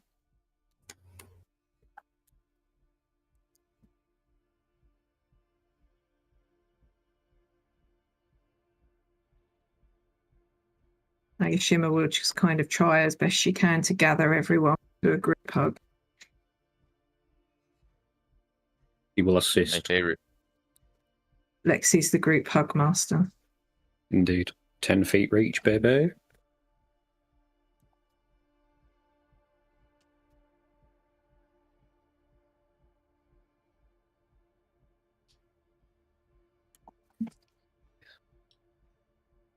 We did at the council. There were a couple of people who were quite opposed to the idea or the discussion of the Twilight Stalkers, but we do seem to have an ally. Solandra has agreed to help us. She's agreed that we can, assuming he agrees, we can borrow Captain Varelis for the next leg of our journey, which is quite a boon if he agrees to accompany us. Yeah. She did suggest. Sorry, go on. No, I was just saying that'd be useful. You can continue. She did suggest that Dawnspire Hollow might be a good place to start looking, but that was before we found the scrolls that Willow nicked. Oh, we'll start with Dawnspire. I think it's the best course of action for many reasons. So what I suggest is tomorrow we do a little bit of stocking up. I need to buy some thieves' tools. Maybe we could locate a potion or two and head off. Is there anything else I'm forgetting what we need to do? Well, but yeah, perhaps maybe you and Willow should lay low. I can always, me and Lexi and Baldwin could maybe buy stuff for you. Yeah, I'm fine with that. Keep your heads down. Put a towel over your head, it worked for me one time. I'll teach Willow how to thieve properly in the meantime. Don't No, you you're dare. good. Maybe not. Maybe don't practice it. No. Yes. Okay. I wonder, Do you? are our rooms still valid here, or do I need to pretend to sleep with the gnome again? She's pretty happy for you guys to stay. Junior, you know what to do. So do you guys bed down here again for the night? Yeah, Yeah. sure. Okay. I mean, it must have been what, about midday the time we got back to that, or have we spent the rest of the day looking through these You've maps? kind of spent the rest of the day That's fine. perusing through the Yeah, maps, like- investigating those, and looking through the rest of the stuff. Yeah. Like it's a slow reader. As you guys bed down for the night, then Baldwin, there is a loud crash and a bang from the downstairs in the tavern, in the bar area. You hear this as an individual with the highest passive perception in the group.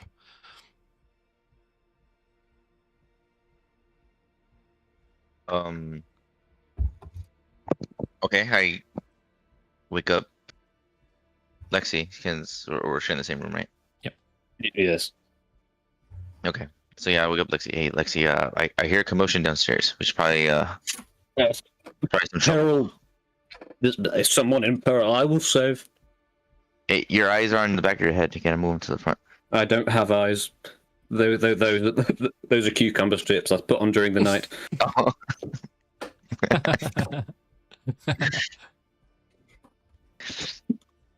But anyway, yeah, I heard something downstairs. Yes. Okay. Should we grab the others? Yeah, let's. Yeah, I'll go wake them up. You get ready. And- Okay. I'll spend 5 minutes putting my armor on. Ting. Second set of armor. Wake up, Sir Percy. Oh yes, Percy, your powers are needed. Yeah. I just wake everybody up Yeah. and tell them that there's a noise downstairs. Okay, you all gather in the hallway. What are you doing? Lexi is gunning for the stairs Going Yeah, let's go. with Sir Percy held high. I'm casting mage armor as I run down the stairs. You would still have it. Oh, would I? Oh, okay. How long does it last? 8 hours. I know you wouldn't have it. Yeah. So mage armor. Okay, yeah. So another slot. You've not long rested, by the way. And you barrel down the stairs and you get down into the tavern area, and you can see across the way the entrance, the main door is kind of swung open, and you can see that it's dark outside, and there is this small dark figure that is kind of leaning against a table and is shaking. You can't quite make out who it is in the dark. I see the source of the shattering. I don't think Baldur mentioned the shattering. There is. I will approach. There is a few chairs and tables that are scattered across the place. Is this figure the only one? Yep. Okay.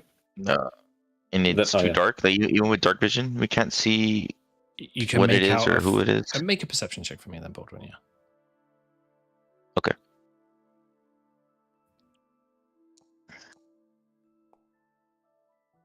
Bleary-eyed, but still very wise. You can make out in the darkness. You can't see a face, but you can make out the shape of a small humanoid individual, a satyr. I'll go, up Face to them. covered as they're close to the table. It's that here. I'll go up to them cautiously. Say, who are you? What are you doing here? As you draw closer, you can hear like hurried breath, and they are quivering. And as you draw closer and get, within 5 feet of them, their face suddenly turns and is staring at you, and you can see there are bright red eyes and streaming of blood from the eye sockets and the nose and the mouth and their ears, and it is Dimian. And he grabs you and he stares at you. And you can hear there's like a voice that's trying to come out, and he's like almost like he's suppressing it, and you hear hag, and you can hear this other voice, death, and then his voice comes back through again. The council is corrupted, and his voice comes out again. You'll all die. And then the Dimian just kind of like cracks as his bones pop out of place and his form begins to shift. And as he does, this terrifying figure begins to form. And that's what I'll pick up next week.